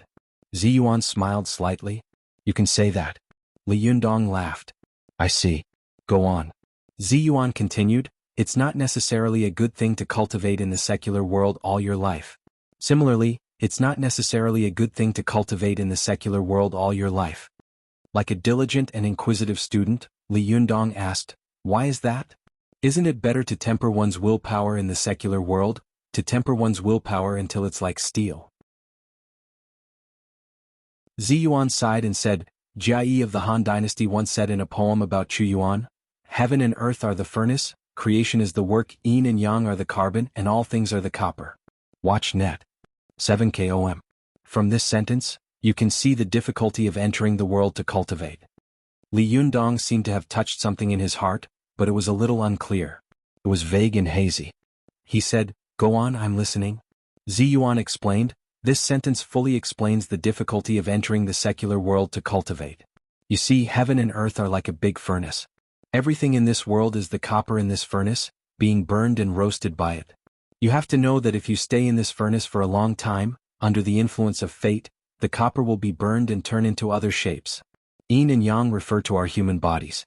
If we are carbon, we can't avoid the fate of being burned and roasted. Li Yundong's eyes lit up. He said, I understand. You mean, if you enter the secular world too deeply, it will be easy for you to be dragged down by the things in the secular world. If you change, it will affect your own cultivation. Ziyuan nodded and praised, you're right. This principle is the same as the cultivation law of Dharma, wealth, companion and earth tools. If you don't have money, you have to think about daily necessities all day long. How can you calm down and cultivate? So, if you stay in a company or other places where you have to fight and scheme all day long, how can you cultivate? Cultivation is not about jumping out of this world and looking down at it from a high vantage point. It's about being in it and turning yourself into a piece of good copper and iron. In this big furnace of heaven and earth, you can be tempered and forged into the best equipment. Li Yundong drew inferences and said, so, the school is the best place in this world. It doesn't have the intrigue and dirty things in other places. It's relatively pure and quiet, and there's a lot of information to read. There's plenty of time and you can move freely soaks. Ziyuan didn't wait for him to finish and continued with a smile, so, it's good to cultivate in the ivory tower. After that, she suddenly had an idea and smiled. By the way, there will be an acquaintance coming to your school this year. Li Yundong suddenly became curious. A freshman? An acquaintance? I know him? Who is it? Before Ziyuan could say anything, she heard the sound of someone opening the door with a key. Ziyuan immediately laughed and turned her head to look at the door. Li Yundong also turned around and looked at the door. The two of them looked over and saw that it was Ruan Hongling who had walked in. Ruan Hongling was carrying a few plastic bags in her hands, which contained all kinds of vegetables, fruits, and daily necessities. When she saw Li Yundong and Ziyuan, she was stunned and then overjoyed. But when she was overjoyed, she was surprised to find that Ziyuan was leaning against Li Yundong intimately. She immediately said in surprise and doubt, "You, what are you doing?" Ziyuan knew her shimmy very well. She rolled her eyes at Hongling and said, "What do you think?" Only then did Ruan Hongling see the hair on the ground at Li Yundong's feet. She immediately bared her teeth and said, "I just cleaned the room. Why is it so dirty again?" Although Li Yundong had always had conflicts with Ruan Hongling, especially before he left, he had a big quarrel with her. But after 2 months, no matter how big his resentment was, it had dissipated a lot. Although he couldn't greet this girl with a smile, he could still say a few words to her normally. Go to the internet. Did you clean this room? Li Yundong couldn't help asking. Could it be that you cleaned it? Ruan Hongling snorted coldly. Li Yundong didn't care about it, but she still bore a grudge in her heart. Only then did Li Yundong notice that the windows and glass in the room had been replaced. It was not as drafty as before. He couldn't help but sigh and thank her. Thank you so much. I haven't been back for 2 months, but this room hasn't been covered in dust. Ruan Hongling snorted, turned her head to one side and said indifferently, as long as some people don't think I'm meddlesome. Li Yundong smiled bitterly. Why is this girl so vengeful? Ziyuan turned her head and glared at Ruan Hongling. Ruan Hongling also made a face and carried the plastic bag into the kitchen. I guess you will be back in a few days, so I've bought the food. Li Yundong, although you are very annoying, you still cook well. Why don't you make a few dishes later, and I'll reluctantly give you face and have a meal as a thank you. Li Yundong couldn't help laughing. You really should be a businessman. You won't lose out no matter what. You've taken advantage of me, yet you still act like a good girl. Ziyuan also smiled and said, don't bother with her. She's just a child. She's not bad at heart, but a little willful. Ruan Hongling poked her head out of the kitchen and protested loudly, I'm not a child anymore. I'm a college student. Ziyuan laughed and said, you'll be a college student in a few days? Li Yundong turned his head and asked, you're going to college? Which school? Ziyuan was cutting his hair. Just as she was about to cut the scissors, she saw Li Yundong suddenly turn his face away. Fortunately, she didn't cut a big gap. Ziyuan suddenly patted Li Yundong on the head angrily and said, turn your head. Li Yundong immediately turned his head obediently and looked straight ahead. Ruan Hongling chuckled and teased, hey, you're being henpecked so soon? Hearing this, Ziyuan's cheeks suddenly turned red, and she glared at Ruan Hongling angrily. Li Yundong also coughed, looking embarrassed and embarrassed. For a moment, he didn't dare to say another word or move. Although Ziyuan didn't throw away Li Yundong's half-cut hair because of this sentence, her movements had become stiff and unnatural. After she finally finished, she threw down the scissors and said, go and see for yourself. After that, she ran into the kitchen to teach Ruan Hongling a lesson. Li Yundong was not in the mood to look in the mirror because of what Ruan Hongling had said. He sat there in a daze for a while, then went back to his bedroom to look in the full-length mirror. With just one glance, he couldn't help but be amazed by Ziyuan's haircutting skills. Ziyuan didn't cut Li Yundong's hair very short. She just cut off a lot of his messy hair, making his hair elegant and chic, and his whole temperament became ethereal. Li Yundong couldn't help but sigh. This fairy is really a fairy. She can cut such an elegant and classical aura with just a haircut. I admire her. He smiled and looked carefully in the mirror for a while, but suddenly he saw the pillow on the bed and the money bank next to it in the mirror. Li Yundong was stunned.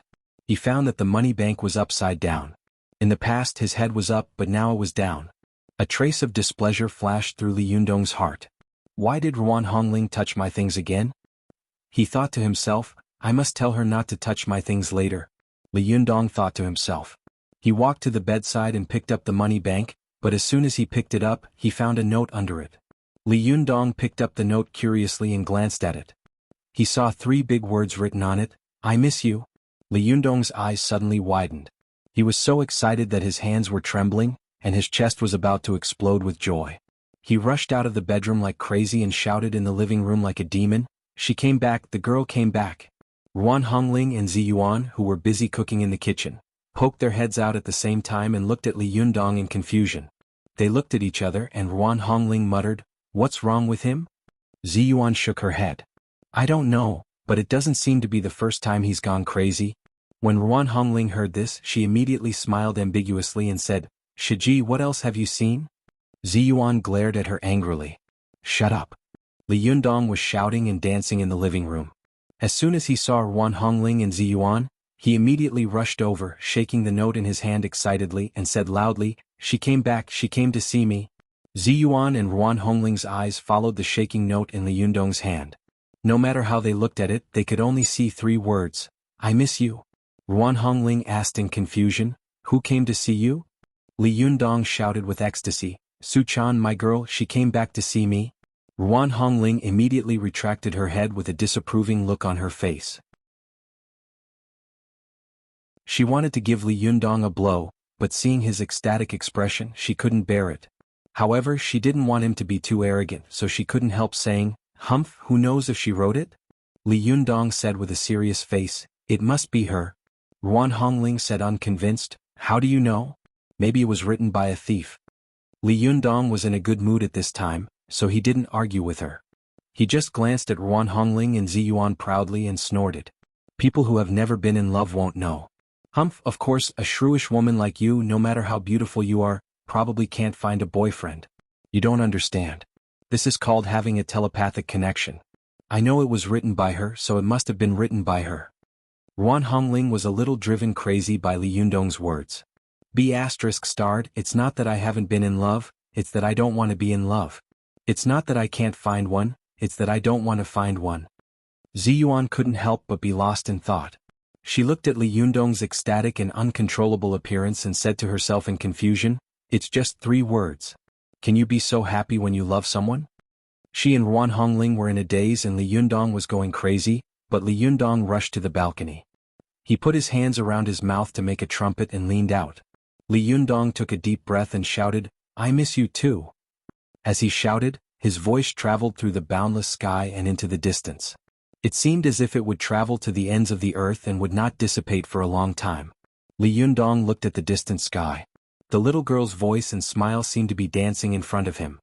He unconsciously burst into tears and said foolishly, Girl, I miss you too. /om/.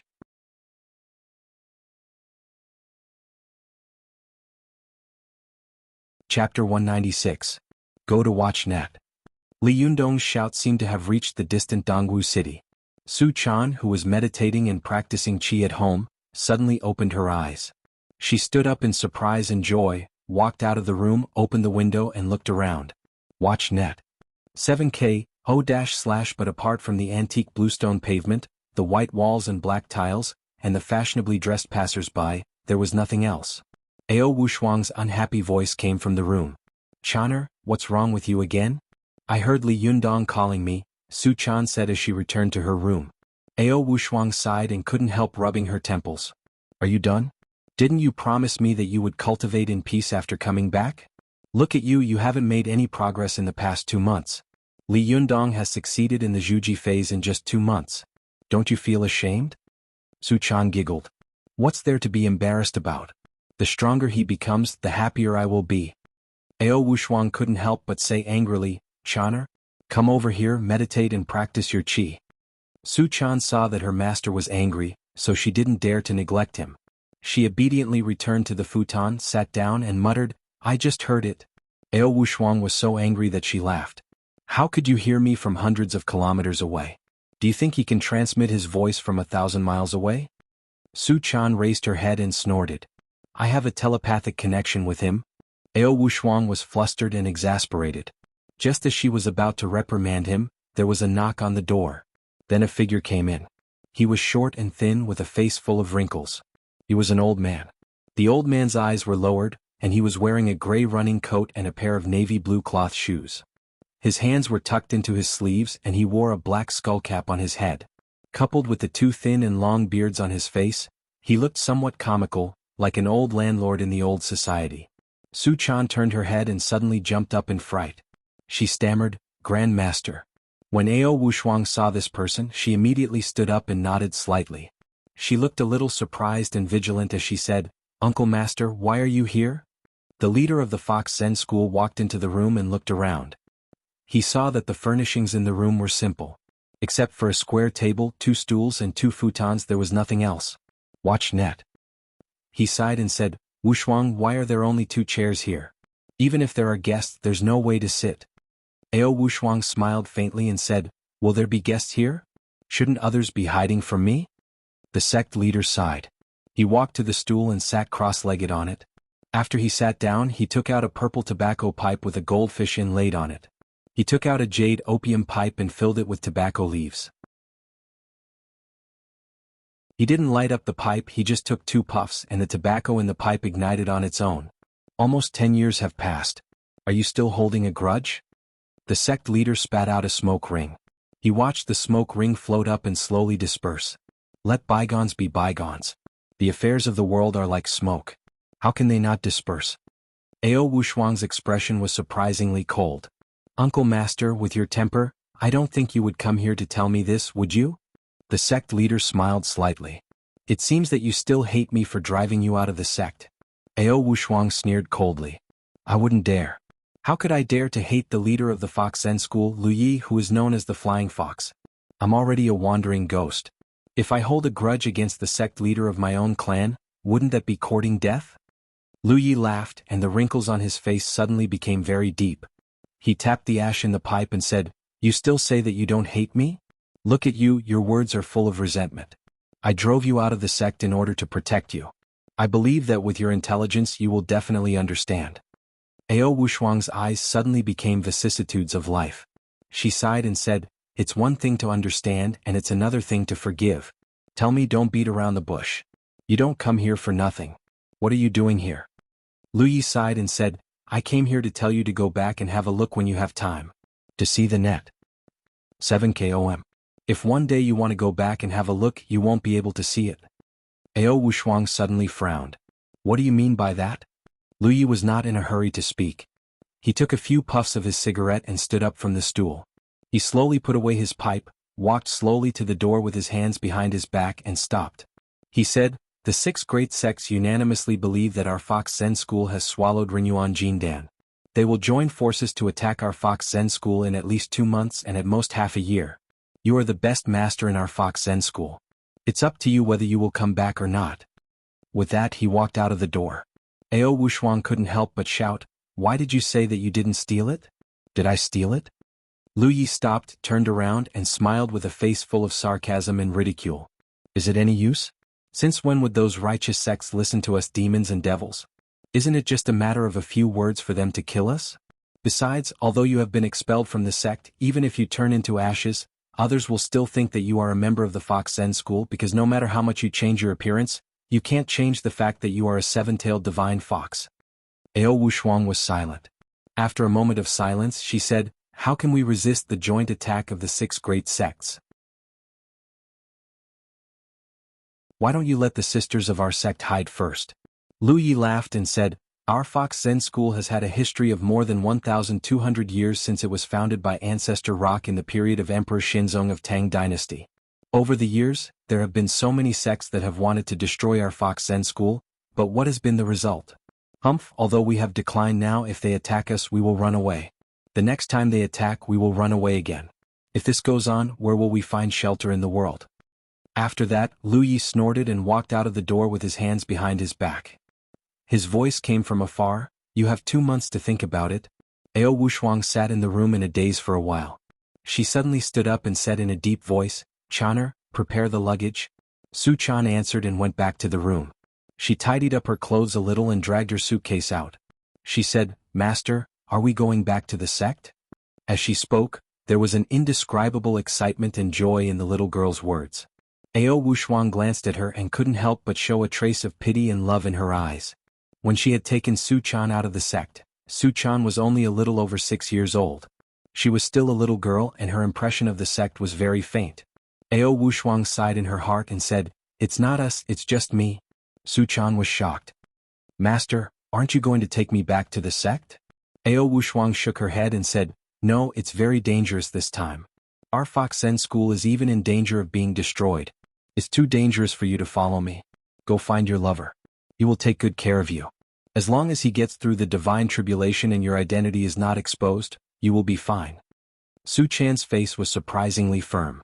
She shook her head and said, "Master, if the sect is gone, so what if I'm left alone? Let me go with you. I have some responsibility for this matter." Ao Wushuang said angrily, "Why do you always have to go against me? Haven't you been clamoring to go back to Yundong all day long? Now that I've let you go, why don't you want to go?" Su-chan said, "Master, you brought me up when I was a child. You taught me how to read and how to cultivate magic. If I run away alone at the slightest danger, wouldn't I be the most ungrateful person in the world? If Yundong finds out, he will also be angry and abandon me. If I can abandon you today, won't I be able to abandon him tomorrow?" Ao Wushuang laughed, feeling a little gratified and a little helpless. Just as she was about to speak, she suddenly looked behind Su-chan and said in surprise, "Why are you here?" After that, she was about to hit Su-chan's neck with her palm. But before she could do anything, Su-chan seemed to have seen through her thoughts. Not only did she not look back, but she jumped a few meters away from Ao Wushuang and said warily, "Master, do you want to knock me out and go back to the Fox Zen school alone?" Ao Wushuang saw that the girl usually looked careless and a little silly, but in fact she was as smart and cunning as herself. She smiled helplessly and said, "Forget it, let's go. You win." The girl still refused to approach. Her eyes rolled around and her face was full of suspicion. "You can't lie to me." Ao Wushuang looked at her angrily and said, "Don't talk nonsense. Follow me." With that, she dragged her luggage and turned to leave. The girl hurriedly followed behind. As she chased after her, she said, "Oh, master, wait for me." After catching up with Ao Wushuang, she said, "Master, can I tell Yundong about this? After all, he is the successor of the Jindan stage. He can help." Ao Wushuang snorted coldly and said, "Will he? Our Fox Zen school has a bad reputation now. Even the slightly sanctimonious cultivators are afraid of us. Moreover, if the 6 great sects find out that he has swallowed the Jindan, they will catch him and stew him." Su-chan quickly said, "No, he knows who I am and he has never despised me." Ao Wushuang still replied coldly, "Oh? However, even if he comes, it's useless. He has just reached the Zhuji phase and has no magic at all. If he comes, he will die." Su-chan pursed her lips and said, "Oh?" She didn't say anything else. Almost at the same time in the distant Tianan city, Li Yundong was pointing at the heavy fan of 7 treasures and said in surprise, "What? Tomorrow is the first day of school. You want me to carry this thing to school?" Ziyuan looked at Li Yundong and said, "Yes, this fan of 7 treasures is a high-grade magical item. It has its own spiritual magic power. As long as it is connected with its master's mind, it can be controlled by Shintong to display its powerful power. Only if you carry it with you all day long can it slowly become familiar with your aura. In this way you can get twice the result with half the effort in the future. Moreover, do you dare to leave such a precious magical item at home?" Ziyuan looked at Li Yundong with a smile. Li Yundong couldn't help but smile bitterly. He looked up and down at the fan of 7 treasures, which was nearly as tall as a person and weighed more than 50 kilograms. He muttered in his heart, "It's too exaggerated to carry such a big guy to school. //.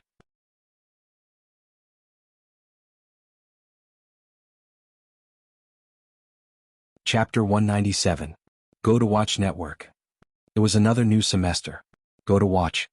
There was a big difference between the beginning of school after the summer vacation and the beginning of school after the winter vacation. The difference was that the former, for the freshmen, would usher in the most important and unforgettable period of their lives. They would change from high school students to college students. Many of them would start to skip classes, hang out in internet cafes, pick up girls or be bookworms in the ivory tower. For the older students, the latter, after the summer vacation, they would be able to see many beautiful women and handsome boys who had just entered the school. As the backbone of the student union, Feng Na would naturally welcome the freshmen every year. Moreover, as a senior sister who had just been promoted to a senior and a strong competitor for the next president of the student union, it was naturally impossible for her to escape this kind of work, which was similar to pulling able-bodied men. At the Tianan railway station, the freshman welcome stations of each school were lined up one by one, forming a square formation. The beautiful girls and handsome boys of each school were warmly greeting every freshman who came to register at their respective stations. It was like a unique scenery in the railway station square. "Nana, give me a bottle of water." Cheng Cheng stretched out her hand to Feng Na while fanning herself with a small plastic fan. Feng Na took out a bottle of water from the mineral water box at her feet, threw it over and said, "How many is this?" 138. "Oh, I'm so tired." Feng Na smiled as she sent a freshman away. Her face immediately collapsed. She gulped down a mouthful of water, then wiped her mouth and said, "F***ck, this year's freshmen are all perverts. They all stare at my chest." Feng Na couldn't help laughing and scolding, "Come on, you really don't take advantage of it. Who told you to wear this kind of low-cut sweatshirt? Isn't it just for the perverts to see?" Ching Ching rolled her eyes. "Even so, you can't just stuff your eyeballs into them." Feng Na was about to speak, but she heard a panting voice next to her. "Feng Na, water." Feng Na turned her head and saw Wu Hui coming back, sweating all over, shouting at her.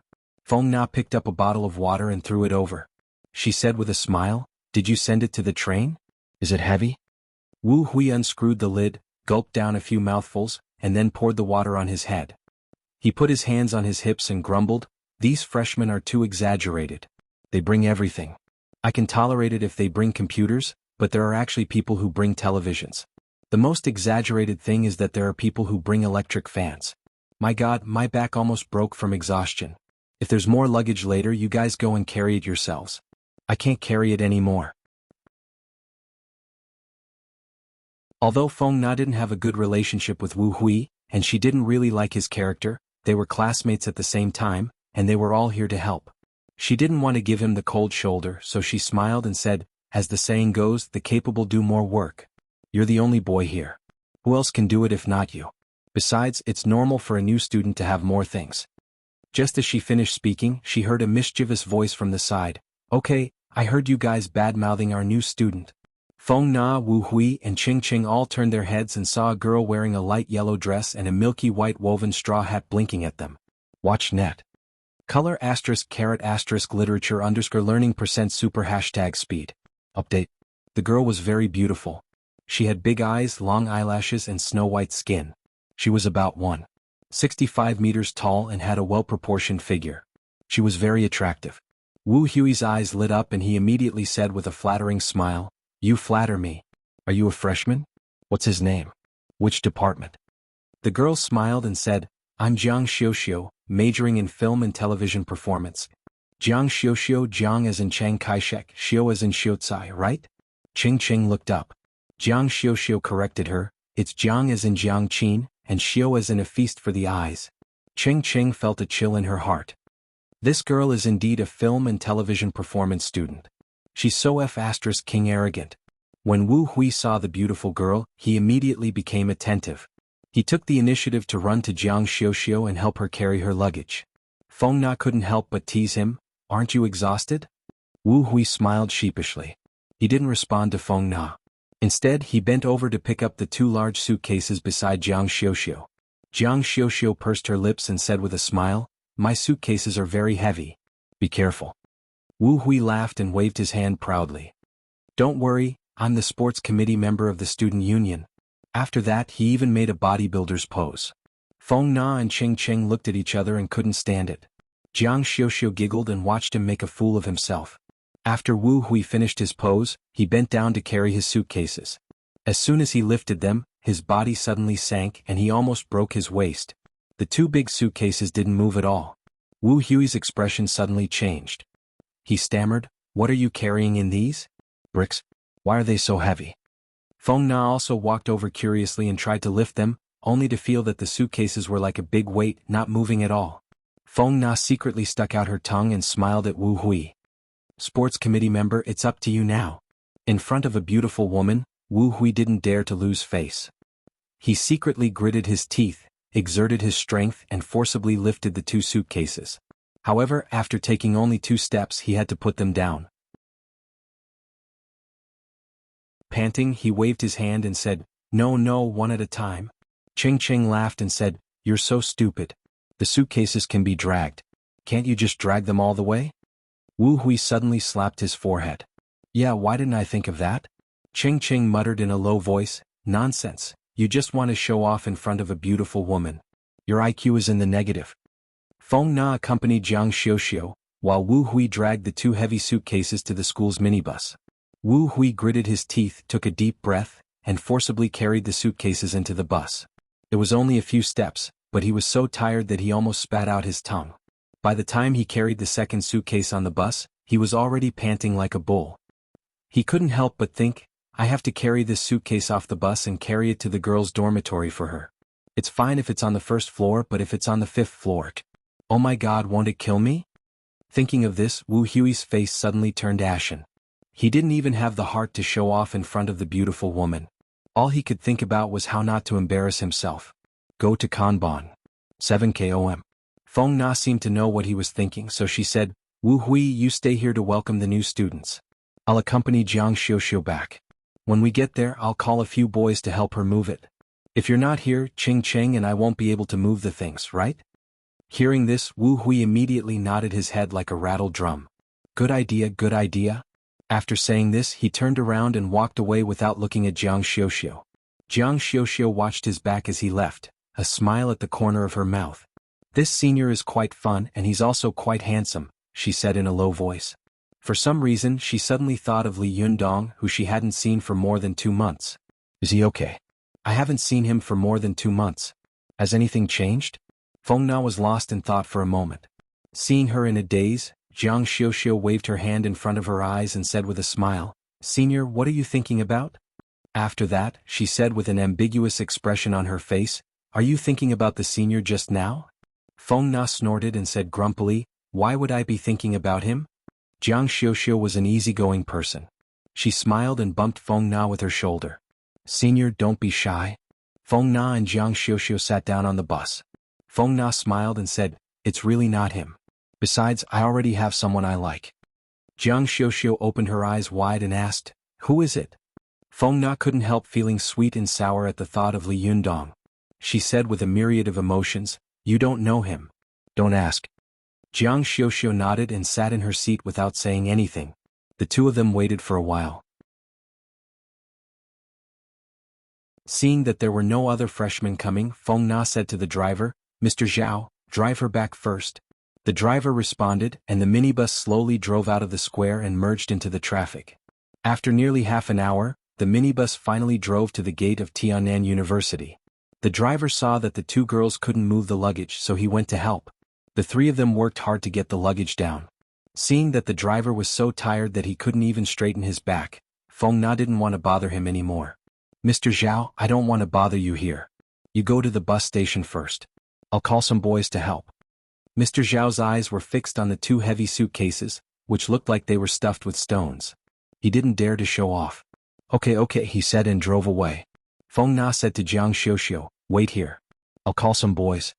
Seeing Feng Na running toward the campus, Jiang Xiuxiu couldn't help but mutter, "Aren't there boys here? Why are you going there to call them?" After that, she saw a boy passing by not far away. She subconsciously shouted, "Hey, handsome." The boy was wearing a white Armani long-sleeved casual shirt and a pair of black trousers of unknown brand. He was wearing a pair of sneakers and carrying a long, thick and long object wrapped in black cloth on his back. She didn't know what it was. The boy ignored her and walked forward. Jiang Xiuxiu was a little stunned. She couldn't help but shout again, "Handsome, I'm calling you." Her voice was quite loud. The boys around the school, whether ugly or handsome, all turned their heads to look at her. However, the boy didn't turn his head. Jiang Xiuxiu was so angry that she couldn't help but rush to the boy, grab his hand and shouted, "Hey, I'm calling you." But as soon as she grabbed his hand, the boy seemed to have eyes on the back of his head. He quickly stepped forward and dodged her hand. Then he turned around and looked at Jiang Xiuxiu. Jiang Xiuxiu was about to open her mouth to speak, but she suddenly saw the boy. Her heart suddenly thumped. The boy was about 1. 75 meters tall. His skin was a little tanned, but he exuded a healthy and masculine aura. He had thick eyebrows and big eyes, which were bright and full of expression. His nose was tall and straight like a mountain, proud and straight. His lips were firm and strong, and he exuded an aura of determination and confidence. Jiang Xiuxiu didn't know how many boys had been around her since she was a child, but she had never seen such a handsome and masculine boy. She was tongue-tied for a moment and just stared at the boy in front of her. She was usually a glib talker, but she couldn't say a word.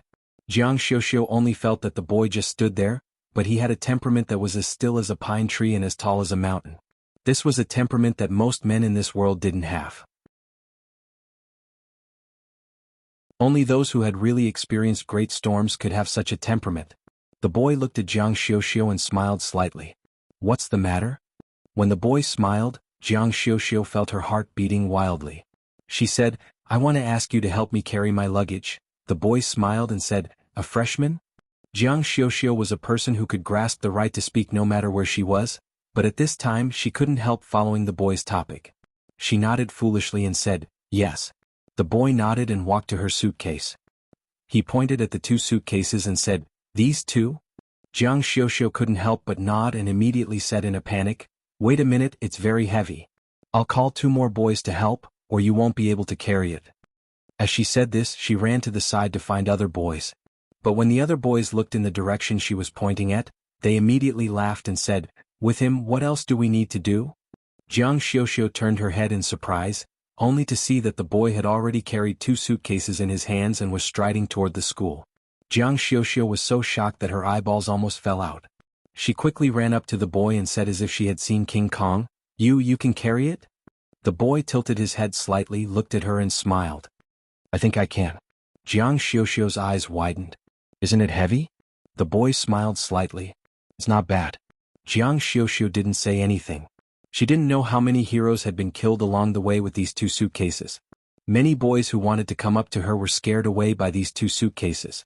The boy in front of her actually picked up the suitcases effortlessly, and his expression didn't change at all along the way.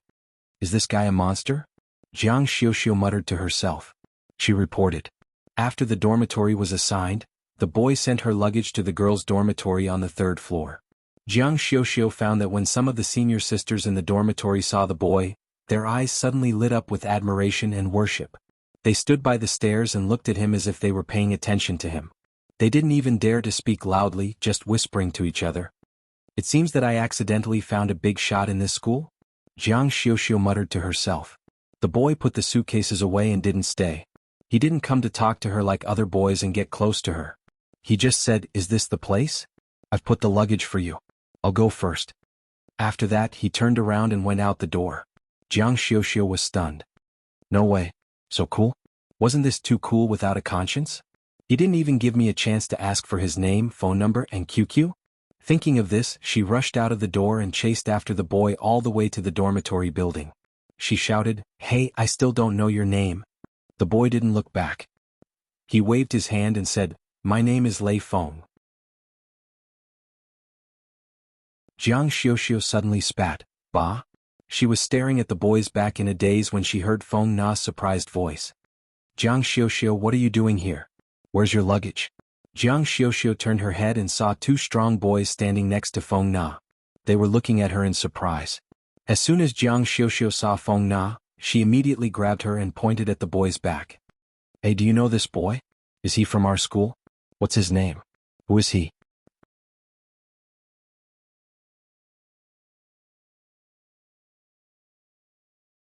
Chapter 198. Go to watch net. Looking at the boy's back as he walked away, her heart suddenly skipped a beat. She felt that this back was so similar to the boy she missed, but when she took a closer look she felt that it was different. Go to Kanban. 1-1 Although the height and back were somewhat similar, she felt that there was something different about the way he walked and his bearing. For a moment she didn't dare to recognize him, so she smiled and said to Jiang Xiuxiu, "I don't know. Maybe he's a freshman." Jiang Xiuxiu's face was full of disappointment. Looking at the boy's back as he walked away, she thought to herself, "It doesn't matter. I'll find him for you sooner or later." Ever since Li Yundong's trip to Tibet and the incident with Meiduo, he had been no longer as casual as before when dealing with girls. He didn't even tell Jiang Xiuxiu his name, so he didn't even tell her his name. Carrying the fan of 7 treasures on his back, Li Yundong went to his classroom. At this time there was almost no one in the classroom, which surprised him. But on second thought he remembered that today was the day for new students to register, and classes would not start until tomorrow. He smiled, carried the fan of 7 treasures on his back, and went to the school library. Fortunately the school library was open today. Li Yundong applied for a library card and walked in. As soon as he entered, Li Yundong first used the computer to search for religious books.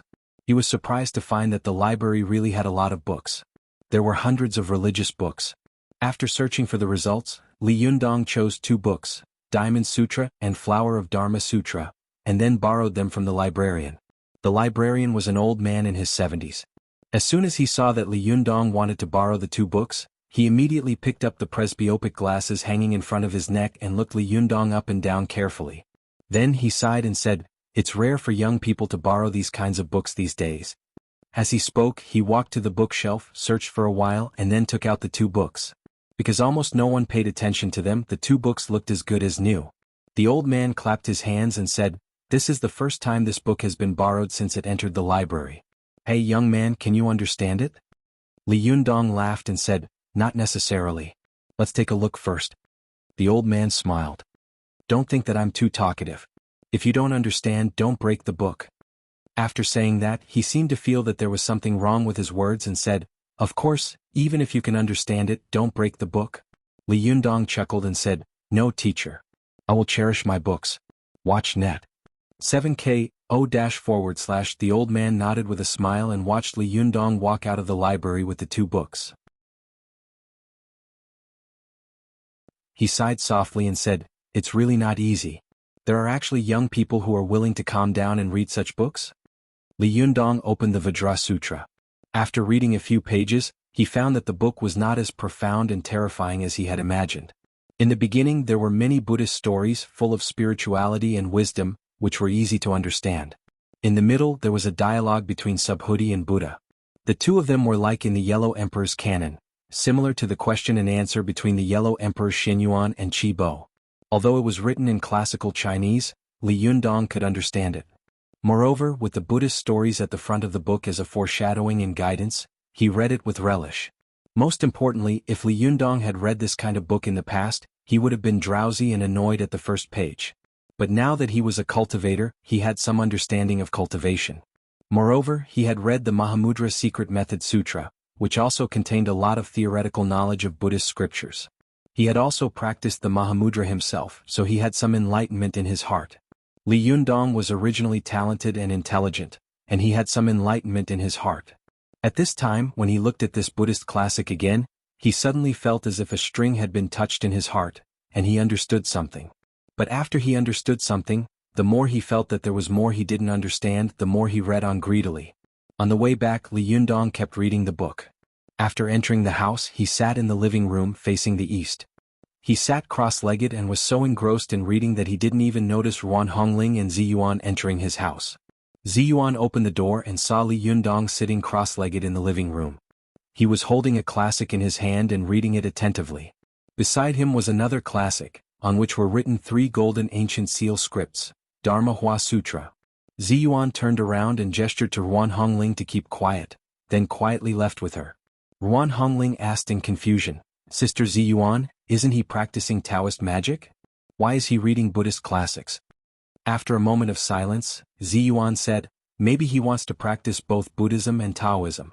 Ruan Hongling snickered. Since ancient times, how many people have wanted to practice both Buddhism and Taoism, but only Lu Huayang and Wu Shouyang can be called masters. The others have neglected the essentials to pursue trifles, like picking up sesame seeds and losing watermelons. Does he also want to follow in their footsteps? Ziyuan also felt that Ruan Hongling's words were reasonable. After all, since Buddhism was introduced into China in the later Han Dynasty, there had been all kinds of open and secret struggles with Taoism. This kind of struggle reached its peak in the later Tang Dynasty under the instigation of the mystical Silver Fox. From then on, Buddhism and Taoism were at odds. Watch net. 7K0 Hong Om. In the past 2,000 years, countless Buddhist cultivators had wanted to learn Taoist magic, and countless Taoist cultivators had wanted to learn Buddhist magic, but almost all of them had failed.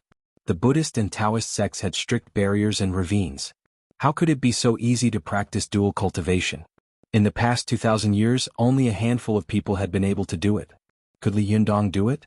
Thinking of this, Ziyuan said, "Don't say that. Even if you practice Taoist skills, you can also read the classics of Buddhism. After all, it's beneficial to learn from all kinds of schools and learn from the strengths of all schools. Moreover, Buddhism and Taoism also have something in common, so it's not a big deal to read them." This time he went to Tibet and traveled thousands of miles. Not only has his strength increased a lot, but his knowledge has also increased a lot. Now it's time to read thousands of books. The two of them were whispering outside the door. Unknowingly, Li Yundong had already finished reading the contents of the Vajra Sutra, where Subhuti and the Buddha talked about the emptiness of all living beings and the emptiness of Dharma. After reading it, Li Yundong sat on the spot in a daze. The contents of the Vajra Sutra kept replaying in his mind. He felt that he had understood it, but when he was asked to say it out, he seemed to be a little unable to express it. It was as if he was looking at flowers in the fog, separated by a layer of invisible gauze. It was hazy. Li Yundong thought for a while, then stopped thinking about it. He put down the sutra in his hand and went to read the second book, the sutra. However, Li Yundong didn't know that his behavior coincided with the Taoist mentality of cultivating freely, and it also coincided with the Buddhist principle of cultivating without any hindrance. If it had been someone else, they might have had to figure out this ideal and figure it out. If they didn't understand it, they would not give up. But this kind of behavior was exactly like Qigong deviation. Li Yundong didn't have enough knowledge now, so it was impossible for him to understand the truth behind it. If he forced himself to think about it, it would be like asking a person with only 10 kilograms of strength to lift 100 kilograms of weight. Not only would he not be able to lift it, but he would also hurt his own body. Su Chan said that he had a first-class cultivation temperament, and this was the reason. He never forced himself to do something that was difficult. After more than an hour, Li Yundong finished reading the sutra. When he came to his senses, it was already past 12 o'clock. He casually had lunch, then carried the fan of 7 treasures and the books to school. When he arrived at the school library, the old librarian saw Li Yundong walking back with the 2 books. He sighed in his heart. Sure enough, these 2 books are not for young people like me. Li Yundong came up to him and said, "I'm here to return the books, teacher." The old man sighed in his heart and took the 2 books. "You can't understand them?" Li Yundong smiled and said, "Not bad." The old man squinted at Li Yundong and thought to himself, "Still trying to be brave? Humph, young people pretend to know what they don't know." He pretended to be intentional and asked casually, "What is the color, fragrance and touch?" Li Yundong also answered casually, "In addition, the 6 realms." The old man was stunned as if he couldn't believe his ears. He asked again, "Then what is the eye, ear, nose, tongue, body and mind?" Li Yundong smiled and said, "These are the 6 realms." After answering, he didn't wait for the old man to ask again. He continued to say, "The root and dust are opposite, and the 6 realms arise. The so-called eye, ear and sense are the 18 realms. Not only are the 6 realms unrestrained, but there are also the 5 skandhas, the 18 realms, the 12 karmas, the 4 truths, the 37 Taoist treasures, and the 81 subjects of Bodhi and Nirvana." The old man looked at Li Yundong in surprise and said, "Well, you really read this book? I thought you hadn't read it. How much have you read?" Li Yundong smiled and said, "All of it." The old man was unhappy again. He said unhappily, "Young man, you don't even have a draft when you're bragging. Then let me ask you, what is the pure believer with one thought?" Although Li Yundong couldn't fully understand the Vajra Sutra, he had a good memory, so he answered casually, "There is no doubt about it. This one thought is the thought of no thought. If there is a second thought, it is the thought of no thought. If there is a second thought, it is the thought of calculating and doubting. The key is not to underestimate the younger generation. In the age of Dharma ending, there are also people who have the pure believer." The old man opened his mouth wide and asked again, "What do you mean by Lu Alan's line?" Li Yundong immediately said, "Words and deeds are without doubt, and joy is silence." The old man's eyes widened and he asked again unwillingly, "Then tell me, what is the pure believer?" Li Yundong said with a smile, "The pure believer is not real. The pure believer is the Bodhi. If you can't get it according to your words, it is the pure believer. If you can't get it according to your words, it is the pure believer." The old man asked one question after another. Not only did Li Yundong answer quickly and without thinking, but his answers were almost exactly the same as those in the book. Only then was the old man convinced.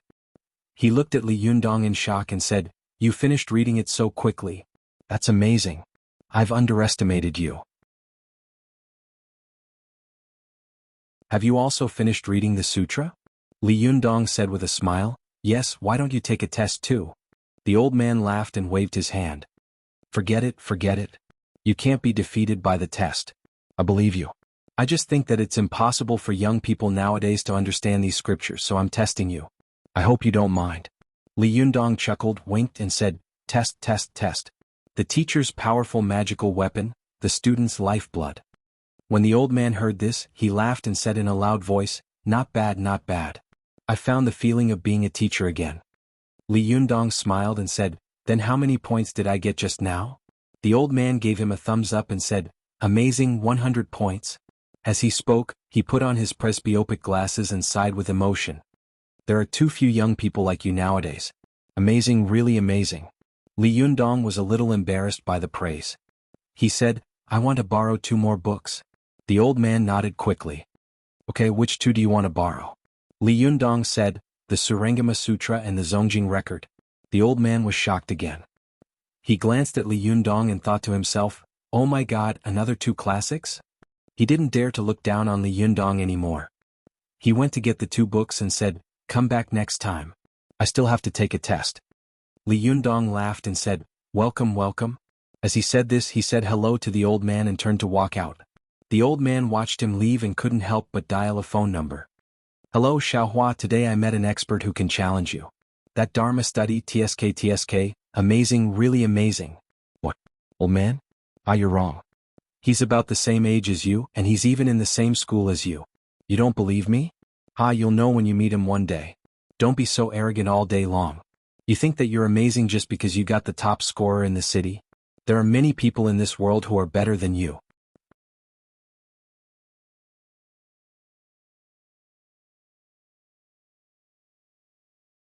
Chapter 199. Go to watch net. When Li Yundong returned home in the afternoon, he finished reading the Surengama Sutra and the Zongjing Lu.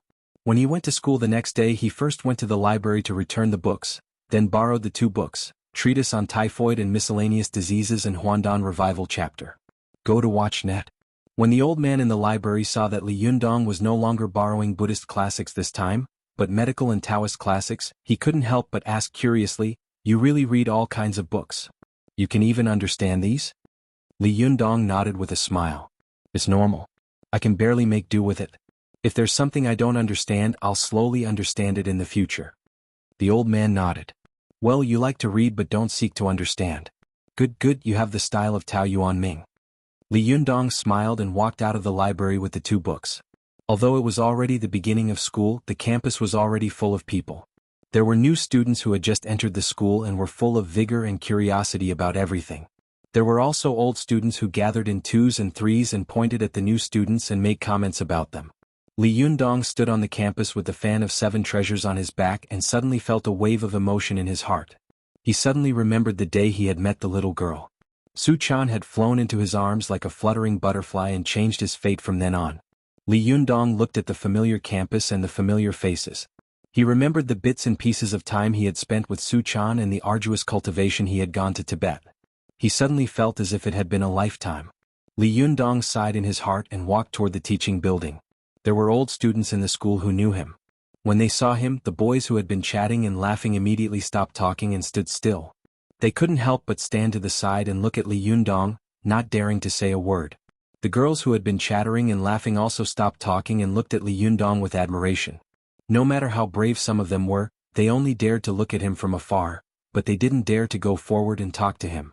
Wherever Li Yundong went, it was as if a water-repellent pearl had entered the sea. The crowd automatically parted and made way for him. The people next to him didn't even dare to breathe. Although 2 months had passed, the legend left by Li Yundong in this school had been deeply rooted in people's hearts. The older students who had witnessed and heard these things would spend the rest of their lives remembering these things and spreading these things. Watch net. Color *** literature _learning %super #speed. Update. However, there were also some freshmen who had just entered the university. Although they couldn't help but stand aside and stare at Li Yundong, Their eyes were filled with curiosity, confusion, doubt, envy, and even jealousy. "Who is this guy? Why are you acting like a mafia boss?" a freshman asked in confusion. A second-year senior student standing next to him looked at him with disdain and said, "Your life will probably only reach the level of a mafia boss." "Then who is he?" The freshman was not convinced and said, "Is he worse than the boss of the underworld?" "Young man, you should check out the school forum more often," the senior student said disdainfully. "He's a legend of our school." The freshman snorted and said disapprovingly, "What's so great about him? You talk like he's worth tens of thousands of dollars." In the past, Li Yundong would have been affected by these kinds of comments, but now he only felt that his heart was as calm as still water. Li Yundong walked into the classroom and sat down. For a moment, all the students in the classroom stopped talking and looked at him in unison. Their eyes followed Li Yundong wherever he went. When Li Yundong sat down, they went back to whispering and chattering, but the topic of conversation had changed to Li Yundong. "I haven't seen him in 2 months, and he seems to have gotten even more handsome?" "Yeah, as the saying goes, a girl changes 18 times before she reaches womanhood. Could it be that men are like this too? He seems to have tanned a little and become more manly." Li Yundong looked around the classroom and saw the class monitor, Sun Li. He smiled and nodded at her as a form of greeting, but Zhou Qin was nowhere to be seen. Li Yundong didn't see Zhou Qin until class started. Ding Nan, on the other hand, was late. "Go to watch net. 7 km." After class was over, Li Yundong called out to Ding Nan. Ding Nan. Ding Nan had changed a lot as well.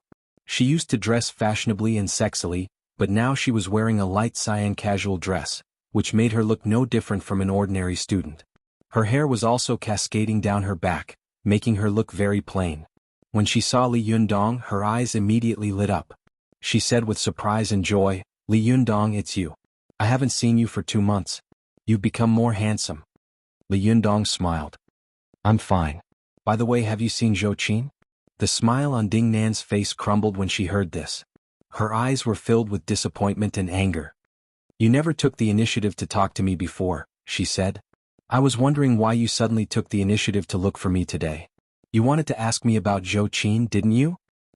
"So I was just flattering myself." Li Yundong's smile froze. "Aren't you guys good friends?" he said sheepishly. "I just thought it was a little strange that she didn't show up today." "Call her yourself," Ding Nan said angrily.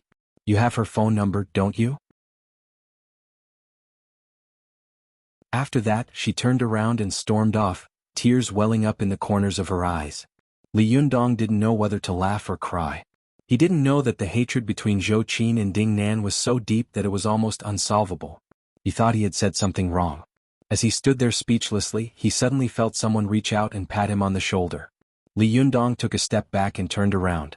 When he looked back, he saw that Feng Na's hand had reached out and patted the air.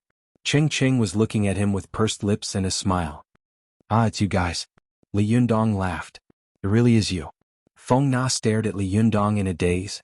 "I couldn't even recognize you when I saw you yesterday." Li Yundong smiled. "Have I really changed that much?" Feng Na looked at Li Yundong carefully. In her eyes, this boy had become thinner than before, but this thinness made him look more refined and masculine, full of strength. His skin had become darker, which was obviously the result of frequent exposure to the sun during the summer. His hair had become longer, but he looked elegant and elegant. His eyes had become deeper, brighter, and more charming. Most importantly, he seemed to have lost all traces of the little boy he used to be. Instead, he was a man who was becoming more mature. "You." Feng Na was in a trance for a moment. She felt that the Li Yundong in front of her had become a different person. There was only a similar shell here, and many things inside had changed. She couldn't recognize him anymore. "You've changed so much." Feng Na couldn't help but reach out her hand, wanting to touch Li Yundong's face. "You've changed so much that I can't recognize you anymore." Are you really Li Yundong?" Li Yundong smiled slightly. "I'm the real deal." Cheng Cheng also looked Li Yundong up and down, then sighed. "What did you do during the summer? Why do you look like a different person now? Something important must have happened during the 2 months of the summer, right?" Feng Na suddenly asked. Li Yundong's heart skipped a beat. A woman's intuition is really scary. He smiled. He didn't admit it, but he didn't deny it either. Feng Na knew that Li Yundong didn't want to talk about it, so she didn't ask any more questions. She stared at Li Yundong for a while until Ching Ching couldn't stand it anymore and secretly gave Feng Na an elbow. Feng Na snapped out of her daze. "I'll look," she said. The new semester has started. How about I find a place to treat you to dinner? Li Yundong laughed. No way. You want me to take advantage of you on the first day? Ching Ching giggled. You want to take advantage of Nana? Okay. She couldn't ask for more. Feng Na turned around and pinched the soft flesh of Ching Ching's waist, her face red with embarrassment. I told you to say it. I told you to say it. Feng Na said angrily. The two of them fought for a while. After Ching Ching humiliated her and begged for mercy, Feng Na returned to the court in victory.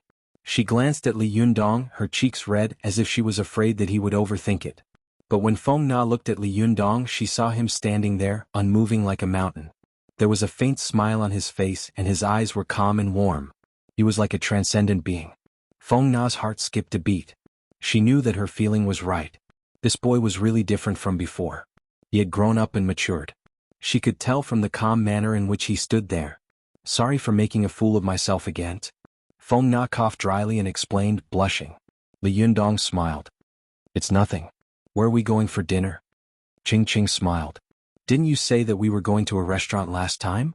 But then President Chow came so we didn't go. Let's go to that restaurant now. Feng Na smiled. Okay. Let's go there.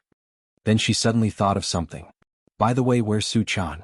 Why don't I see her with you? Aren't the two of you inseparable?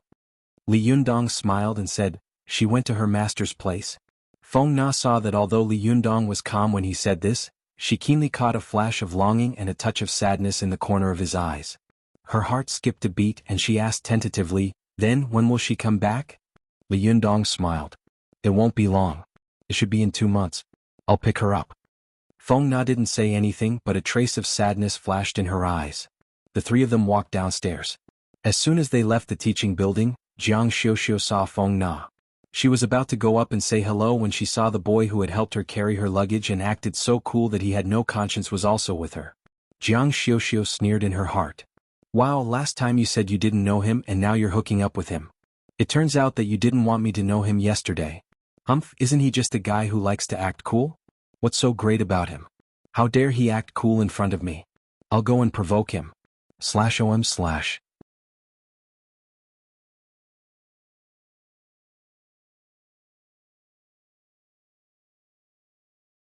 Chapter 200. Go to watch net. Thinking of this, Jiang Xiuxiu rolled her eyes and pretended to be surprised. Wow, senior, it's so rare to meet you here. After that, she seemed to recognize Li Yundong and said in surprise, handsome, you're here too? Li Yundong smiled and nodded at her. Feng Na was about to introduce Li Yundong to Jiang Xiuxiu, but Jiang Xiuxiu pretended to be surprised and said, senior sister, you left so fast yesterday. I have so many questions to ask you. Jiang Xiuxiu was like a machine gun, talking and complaining about a lot of things. Most of them were complaints about freshmen who had just arrived at this place and were unfamiliar with it. Feng Na couldn't help laughing and said, you are so beautiful. There should be a lot of boys rushing to help you. Jiang Xiuxiu rolled her eyes, pointed to the mulberry tree and scolded the locust tree and said, senior sister, there are some boys really know how to act cool. After helping, they actually turn around and leave. They are really not gentlemanly. Go to watch net. 7KOM. Feng Na smiled and said, does he want you to marry him? Jiang Xiuxiu covered her mouth and giggled. Senior, you are so funny. By the way, last night I heard that there is a very legendary figure in our school. I think his name is Li Yundong, right? Feng Na couldn't help glancing at Li Yundong. Just as she was about to say that the person next to her was Li Yundong, Jiang Xiuxiu said, hey, senior, is what they said true? Is that Li Yundong really that handsome? Is he really that strong? Those things sound so incredible. Feng Na's expression was a little strange. She tried to hold back her laughter and said to Li Yundong, hey, what do you think? Is this Li Yundong really that handsome? Is he really that strong? Li Yundong also had a strange look on his face. He had never encountered a situation like mistaking Feng Jing for Ma Liang. He coughed and said, actually, he is very ordinary. Although he said it modestly, Jiang Xiuxiu didn't think so. She had deliberately used this legendary figure to provoke the cool-looking boy in front of her. The little girl's mind was very simple. Aren't you trying to be cool in front of me? Don't use this kind of retreating in order to advance. Do you think I don't know how to use it? There are a lot of people in this school who are better than you.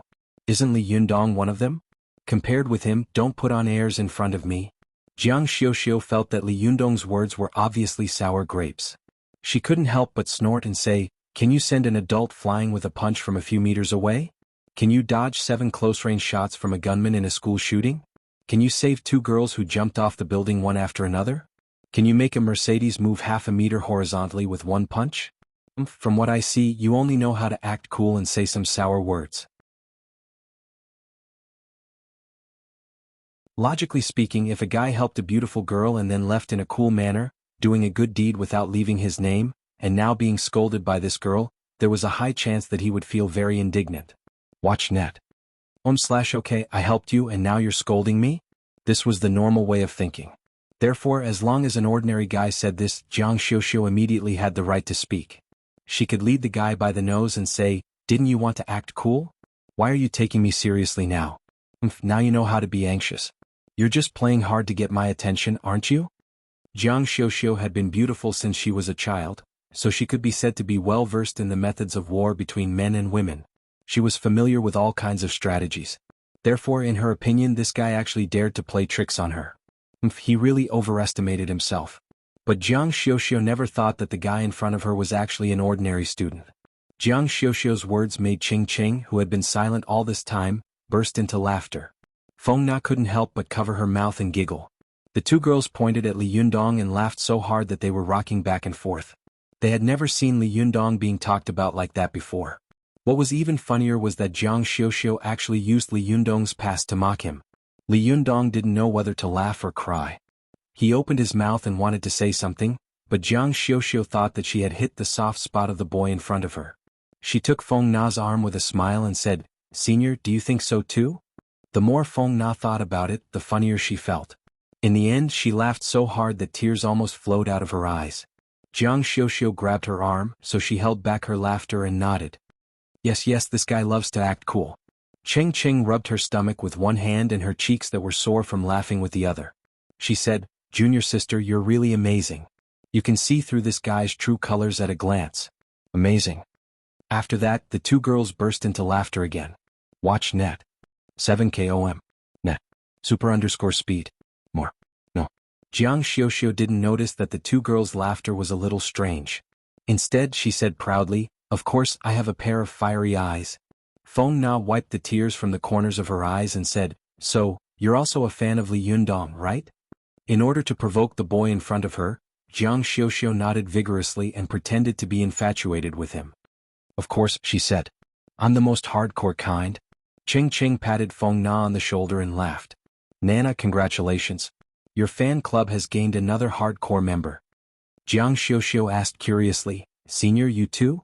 Feng Na glanced at Li Yundong calmly and said, "Of course. When I first saw him, I made him my idol. I'm the leader of the fan club." Jiang Xiuxiu giggled. "Then I want to be the deputy leader." Ching Ching protested loudly. "No, I'm the deputy leader." Jiang Xiuxiu saw that Ching Ching was her senior, so she didn't dare to argue. She had to pretend to be very wronged and said, "Then, can I be the secretary of the Youth League branch?" "Secretary of the Youth League branch?" Ching Ching and Feng Na looked at each other and laughed at the same time. Li Yundong, who didn't know whether to laugh or cry, also couldn't help laughing. He said, "By the way, Feng Na, I saw a book in Xinhua bookstore a few days ago. Was it written by you?" Feng Na had known Li Yundong for a few months. She knew that no matter how much the boy had changed, his humorous nature would not change. She smiled and said, "Which book?" Li Yundong blinked his eyes and said, "My regiment, commander, my regiment?" Feng Na punched Li Yundong in the arm and burst into laughter. Yes, your captain, your team." Ching Ching burst into laughter as well. She laughed for a while, then suddenly thought of something. "My leader, my team? My leader? Isn't the leader Nana? Is he hinting something to Nana?" When you have a crush on someone, both men and women will subconsciously take each other's words and actions as a kind of action with incomparable meaning, and take great pains to repeatedly ponder the deep meaning. Ching Ching was the first to think of it, and Feng Na also quickly reacted. Her heart was thumping and she glanced at Li Yundong. Is he hinting something to me?" she thought to herself. Li Yundong didn't expect that he couldn't help but say something to make fun of them. Suddenly the 2 girls began to think. Jiang Xiuxiu, who was standing to one side, saw that the 2 senior sisters suddenly stopped talking and were in a daze. She thought that her suggestion had provoked them, so she said, "Oh, senior sister, I just said it casually. It's okay if it's not appropriate." Feng Na came back to her senses and said with a smile, "It's okay. You can be the secretary of the Youth League branch. But the position of secretary of the Youth League branch is a little small." As she said this, she covered her mouth and laughed. Jiang Xiuxiu laughed carelessly and said, "A small official is still an official. Don't treat a bean bun like dry food." As she said this, she took Feng Na's arm in a very familiar manner and looked as if she was going to marry Feng Na. "Senior sister, I'll follow you from now on. When you become the president of the student union in the future, you have to protect me." Feng Na's heart skipped a beat. She hadn't told Jiang Xiuxiu about her specific position in the student union, let alone that the president of the student union was going to abdicate this year and that she was going to run for it. It could be seen that this girl was very scheming. As soon as she arrived, she had inquired about all kinds of things in the school. She was a person who was very good at currying favor, but her means of currying favor were not so disgusting. Feng Na smiled and said, "Okay, I need your support." Seeing that Feng Na didn't deny it, Jiang Xiuxiu was immediately overjoyed. Thinking that she had found a backer, she raised her chin at Li Yundong arrogantly and said, "See? This is called bearing." Li Yundong smiled slightly and didn't bother to argue with her. He looked at Feng Na and said, "Are you going to be the president of the student union?" Feng Na nodded and sighed slightly. "Yes, I'm in my senior year. It's my last year. I'm going to run for the president of the student union. It can be considered as adding a stroke to my graduation resume." Li Yundong chuckled and said, "That's a good thing. When the time comes, I will do my best to support you." Feng Na laughed and said, "Really? Then I really have to thank you in advance. I really have something to trouble you with." Li Yundong said exaggeratedly, "No way. I was just being polite. Did you really take it seriously?" Feng Na laughed and said, "Of course. Since you've asked, a gentleman will naturally keep his word. Wouldn't I be a fool if I didn't quickly make a decision?" Li Yundong smiled bitterly and said, "Well, I know. In the future, I won't open my mouth even if you beat me to death." Feng Na chuckled and said, "Don't look so aggrieved. The freshman welcome party is in a few days. How about you come to contribute a program?" Li Yundong smiled and said, "Me? In what name will I contribute a program? Don't bring up the Taekwondo club again." Feng Na pursed her lips and smiled. "You just said that you would do your best to support me and now you want to back out? No way." Li Yundong chuckled and said, "I said that I would do my best to support you as the president of the student union. I didn't say that I would go to the freshman welcome party." Jiang Xiuxiu, who had been listening for a while, couldn't help but speak up for Feng Na. "Why is it so difficult to ask you for a favor? When I asked you for your name, you didn't tell me. But when the future president of the student union condescended to ask you for help, you didn't even give me face. What do you mean? Hey, are you out of stock? I think you're all brawn and no brain. At most, you can perform something like splitting a wooden board or breaking a rock with your chest." In order to flatter Feng Na, Jiang Xiuxiu's words were a little rude. But when she mentioned something interesting about Li Yundong, both Feng Na and Ching Ching burst into laughter. The tension immediately dissipated and Li Yundong couldn't help but chuckle. Feng Na laughed and said, "See? Even my righteous words can't make you turn over a new leaf?" Li Yundong smiled and said, Okay. You guys are good. I can't beat you in an argument. As long as you become the president of the student union, I will participate in the performance."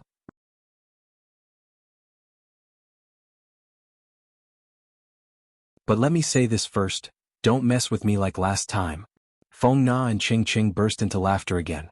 Only those who had experienced the funny thing about Li Yundong could understand the humor in this kind of laughter. Jiang Xiuxiu laughed dryly, but in her heart, she was rolling her eyes. Are these people crazy? What's so funny? /OM/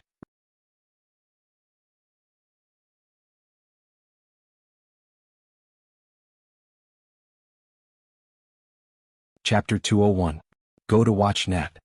Feng Na and Ching Ching laughed for a while. Feng Na held back her laughter and said, "We were so busy chatting that we forgot to eat. Let's go for lunch first." After that, she looked at Jiang Xiuxiu and said with a smile, "Why don't you join us?" Jiang Xiuxiu wanted to curry favor with this senior sister who had a certain amount of influence in the school, so she smiled and said, Sure. They went out of the school gate and went to the restaurant. However, when they arrived at the restaurant, they found that they had wasted their time chatting at the bottom of the teaching building. As a result, the restaurant was already full of people, and there was a row of students waiting for a table at the entrance. Watch net. 7 km. Net. Super_speed. More. Nu Jiang Xiuxiu couldn't help but click her tongue. Wow, so many people? Feng Na smiled bitterly. The business here is getting better and better. Is Sichuan cuisine really that good? Ching Ching teased, nonsense, even a Jiangxia person like you came to eat, what do you think? Let's go back to the cafeteria for lunch. No matter how many people there are, we don't have to worry about not being able to eat. Feng Na hesitated for a moment. How about I treat you to lunch at the cafeteria? That's not very good, is it? Li Yundong chuckled and said, that's nothing. It's not like I haven't eaten it before. Li Yundong was talking about the last time he had eaten with President Chao Zhou-Qin and the others in the cafeteria. Feng Na and Ching Ching both remembered the scene of Li Yundong singing with all his heart at that time, and they immediately smiled.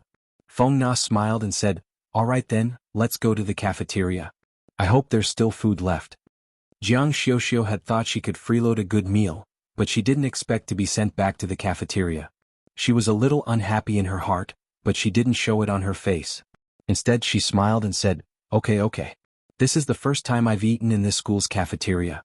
I wonder how the food is. Seeing that she did not object, Feng Na smiled and said, then let's go home.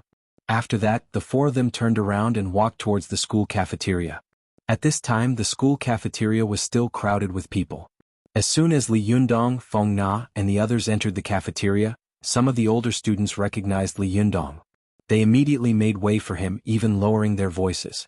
When Jiang Xiuxiu saw them enter the cafeteria, the people around them looked at them with admiration. No matter how arrogant she was, she knew that these people couldn't be looking at her, but she also felt that these people couldn't be looking at this arrogant boy, so she took it for granted that these people must be looking at Feng Na. Watch net. 7 km. Jiang Xiuxiu couldn't help but sigh. Senior sister, there are so many people who know you in this school. Feng Na hadn't realized the true meaning of Jiang Xiuxiu's words. She said casually, it's all right. After all, I've been here for 3 years. I'm familiar with them. Jiang Xiuxiu saw that wherever they went, people would make way for them. Even their voices were much lower. It was like a lord inspecting his territory, or a mafia boss patrolling his territory. It was really cool. Senior sister Feng Na, Ching Ching exclaimed. I just realized how prestigious you are. Wherever you go, people will make way for you. You're amazing. Feng Na was stunned. Of course, she knew who these people were in awe of. Feng Na opened her mouth and was about to explain, but Ching Ching quietly pinched her waist. Feng Na turned her head to look at Ching Ching, only to see the mischievous look in Ching Ching's eyes. Ching Ching shook her head at her. Feng Na suppressed her laughter and didn't say what she was going to say. After the four of them bought the food and sat down, Jiang Xiuxiu still couldn't stop sighing with emotion. So powerful, so awesome. Today I finally see what a big sister is. It's really awesome. I don't know when I can get to such a level. Feng Na glanced at Li Yundong and saw that he was calm and didn't introduce himself. She held back her laughter and said, fortunately, I'm not a big deal. Li Yundong is the real power here. He is the local bully here. As she said this, Feng Na tapped Li Yundong's plate with her chopsticks. Hey, don't you think so? Li Yundong looked at Feng Na helplessly. Yes. Jiang Xiuxiu opened her mouth wide, her face full of longing. Senior sister, you're already so cool. What about Li Yundong? Isn't he like an emperor on a trip? Will he be worshipped by hundreds of officials? Ching Ching couldn't help but burst out laughing, almost spitting out the rice in her mouth. She coughed hard, waved her hand and said to Jiang Xiuxiu, sorry I choked. Seeing her like this, Jiang Xiuxiu couldn't help but wonder, was what I just said so funny? Why are these guys so weird? As Feng Na patted Ching Cheng's back, she said to Li Yundong mischievously, hey, is Li Yundong's trip that exaggerated? Li Yundong smiled bitterly. How could it be that exaggerated? Jiang Xiuxiu was unhappy. How is it exaggerated? You can't bear to see him being more prestigious than you, can you? Can't bear to see him being more prestigious than you? Li Yundong didn't know whether to laugh or cry. I didn't say that. I just think that, you're praising him too much. Jiang Xiuxiu was excited. She said, isn't he more prestigious than you? What can you do that he can do? Li Yundong smiled bitterly. Yes, he's more prestigious than me. Go to the internet. 7 km.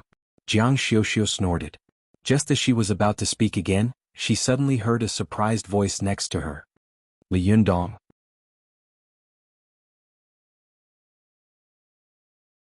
As they spoke, Li Yundong, Feng Na, and Ching Ching all looked in the direction of the voice. Jiang Xiuxiu suddenly stood up, her heart beating wildly. Li Yundong? Where is Li Yundong? Li Yundong saw two girls standing in front of him. One was wearing a famous brand dress and was dressed fashionably. Although the other was also dressed very beautifully, she had a slim figure and a delicate face, which revealed a different kind of charm. Li Yundong recognized the girl. He was suddenly stunned. Wasn't this the girl who danced at the party last time? He said, You're Zhuanghui? Zhuanghui smiled, picked up her plate and asked, Can I sit down? Feng Na, who was standing next to Zhuanghui, couldn't help but say, Don't you think it's very crowded here? Kulu, who was standing next to Zhuanghui, couldn't help but snort. Let's go Hui Hui. There's nothing to say to them. Then she turned around and left with her plate. Zhuanghui glanced at her and sighed. Seeing that Kulu had made up her mind to leave, Zhuanghui had no choice but to turn her head helplessly and look at Li Yundong. Can I treat you to dinner next time? Before Li Yundong could say anything, Feng Na sneered. People who want to treat him to a meal are lining up all the way to Beijing. A trace of anger flashed in Zhuanghui's eyes. She glared at Feng Na and left. Li Yundong looked at Feng Na in surprise. Do you have a grudge against her? Feng Na looked at Li Yundong apologetically and forced a smile. I'm sorry. I lost control of my emotions. Ching Ching, his best friend, laughed and said, They are sworn enemies. Women always have one or two sworn enemies who don't see eye to eye with each other. You know what I mean. Li Yundong didn't know Zhuanghui very well, so he didn't take it to heart. He just smiled and said nothing. However, Jiang Xiuxiu stared at them with her eyes wide open. She couldn't help saying, Hey, slow down. Jiang Xiuxiu pointed at Li Yundong and said, Are you Li Yundong? No way. How could you be Li Yundong? Li Yundong laughed. Why can't I be Li Yundong? Jiang Xiuxiu suddenly felt a little crazy. She looked at Feng Na and Ching Ching in exasperation, wanting to confirm it with them. But she saw that Feng Na and Ching Ching were already smiling shiftily. Jiang Xiuxiu suddenly felt like her head was going to explode. Oh no, I'm so embarrassed this time. Jiang Xiuxiu already knew in her heart that the boy in front of her was most likely Li Yundong, but she still asked unwillingly, Are you Li Yundong? Before Li Yundong had time to speak, he suddenly heard a boy not far behind him say, Hongling, what's so good about this school? The teachers are poor, the teachers are not famous, there are no good majors and there are no good tutors. Look, the food in the cafeteria is not good. Bah, what is this fried food? It tastes terrible. Li Yundong's heart skipped a beat. Hongling.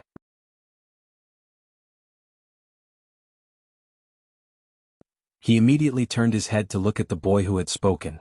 Sure enough, sitting opposite the boy was a beautiful girl with a ponytail. Her forehead was full and bright, and her eyes were bright. She looked confident and proud. Who else could it be but Ruan Hongling? Why is she in this school? Li Yundong suddenly widened his eyes. Hearing the boy in front of her talking, Ruan Hongling couldn't help but slap the table and stand up. She shouted angrily, Yanhua, are you done? I didn't ask you to study here with me. Tsinghua and Peking University are good. You can study there. Why are you dawdling here? Why are you talking so much nonsense? The students who had heard Yanhua slander Tianan University before heard Ruan Hongling's words and immediately cheered and said loudly, Well said.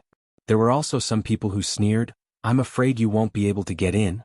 Yanhua turned his head and glared at these people. He said arrogantly and rudely, You haven't even heard of my name? Don't you know the name of this year's college entrance examination champion in Tianan City? Do I care about this lousy school? Tsinghua and Peking University begged me to go, but I didn't. I'm going with Hongling. Do you have a problem with that? After that, he turned his head and smiled obsequiously like a bullied wife. He said in a low voice, I'm just saying. Don't take it seriously. Don't be angry. I just don't understand. With your grades, you can easily get into Peking University or Tsinghua University. Why do you want to study in this school? Ruan Hongling was angry in her heart. This boy had pestered her from junior high school to high school all the way to college. It was like he was possessed by a ghost. Ruan Hongling was so angry that she was about to curse, but she suddenly seemed to feel a sharp and bright gaze looking at her. Her heart skipped a beat. She followed the gaze and immediately saw Li Yundong. There were several reasons why Ruan Hongling had come to this university. It was not only because this university was in the city where she cultivated, but also because it was relatively peaceful. Moreover, she could help Li Yundong cultivate at a close distance. Most importantly, Sister Ziyuan's sweetheart was here. This guy looked like a very lascivious man, so she had to help her Shiji keep a close eye on him. When Ruan Hongling saw Li Yundong, she was happy at first, but soon she saw Feng Na, Qing Qing and Jiang Xiuxiu beside him. She suddenly became furious and thought, I knew this guy was lascivious. It's only his first day at school, and he's already hooking up with 3 beautiful women. Damn it, really damn it. Ruan Hongling sneered and said to Yan Hua, do you want to know why I came to this school? Yan Hua nodded and said, yes. Ruan Hongling pointed to Li Yundong and said without thinking, I came to this school because of him.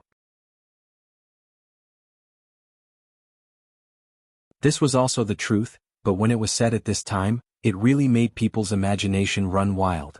Li Yundong was suddenly shocked and couldn't help but shout, Hey Hongling, what nonsense are you talking about? Yan Hua heard this, huh? You even called her Hongling? Bastard, this is a name that only I can call her. What right do you have to call her that? Yan Hua suddenly became jealous. He turned around and looked at Li Yundong with his head tilted. He said with a disdainful sneer, Are you Li Yundong? Strongly recommend Hai Chen's new book, Blood Evil Demon. Welcome children to take a look, /om/ that you're tuning in to the Han Li's Wuxia Adventures YouTube channel. We're so grateful for your support and don't forget to subscribe to join us on this incredible journey through captivating stories. Your generosity through donations truly makes a world of difference, as it's the primary source of revenue that allows me to expand and enhance this channel for you. Thank you from the bottom of my heart for being a part of this adventure.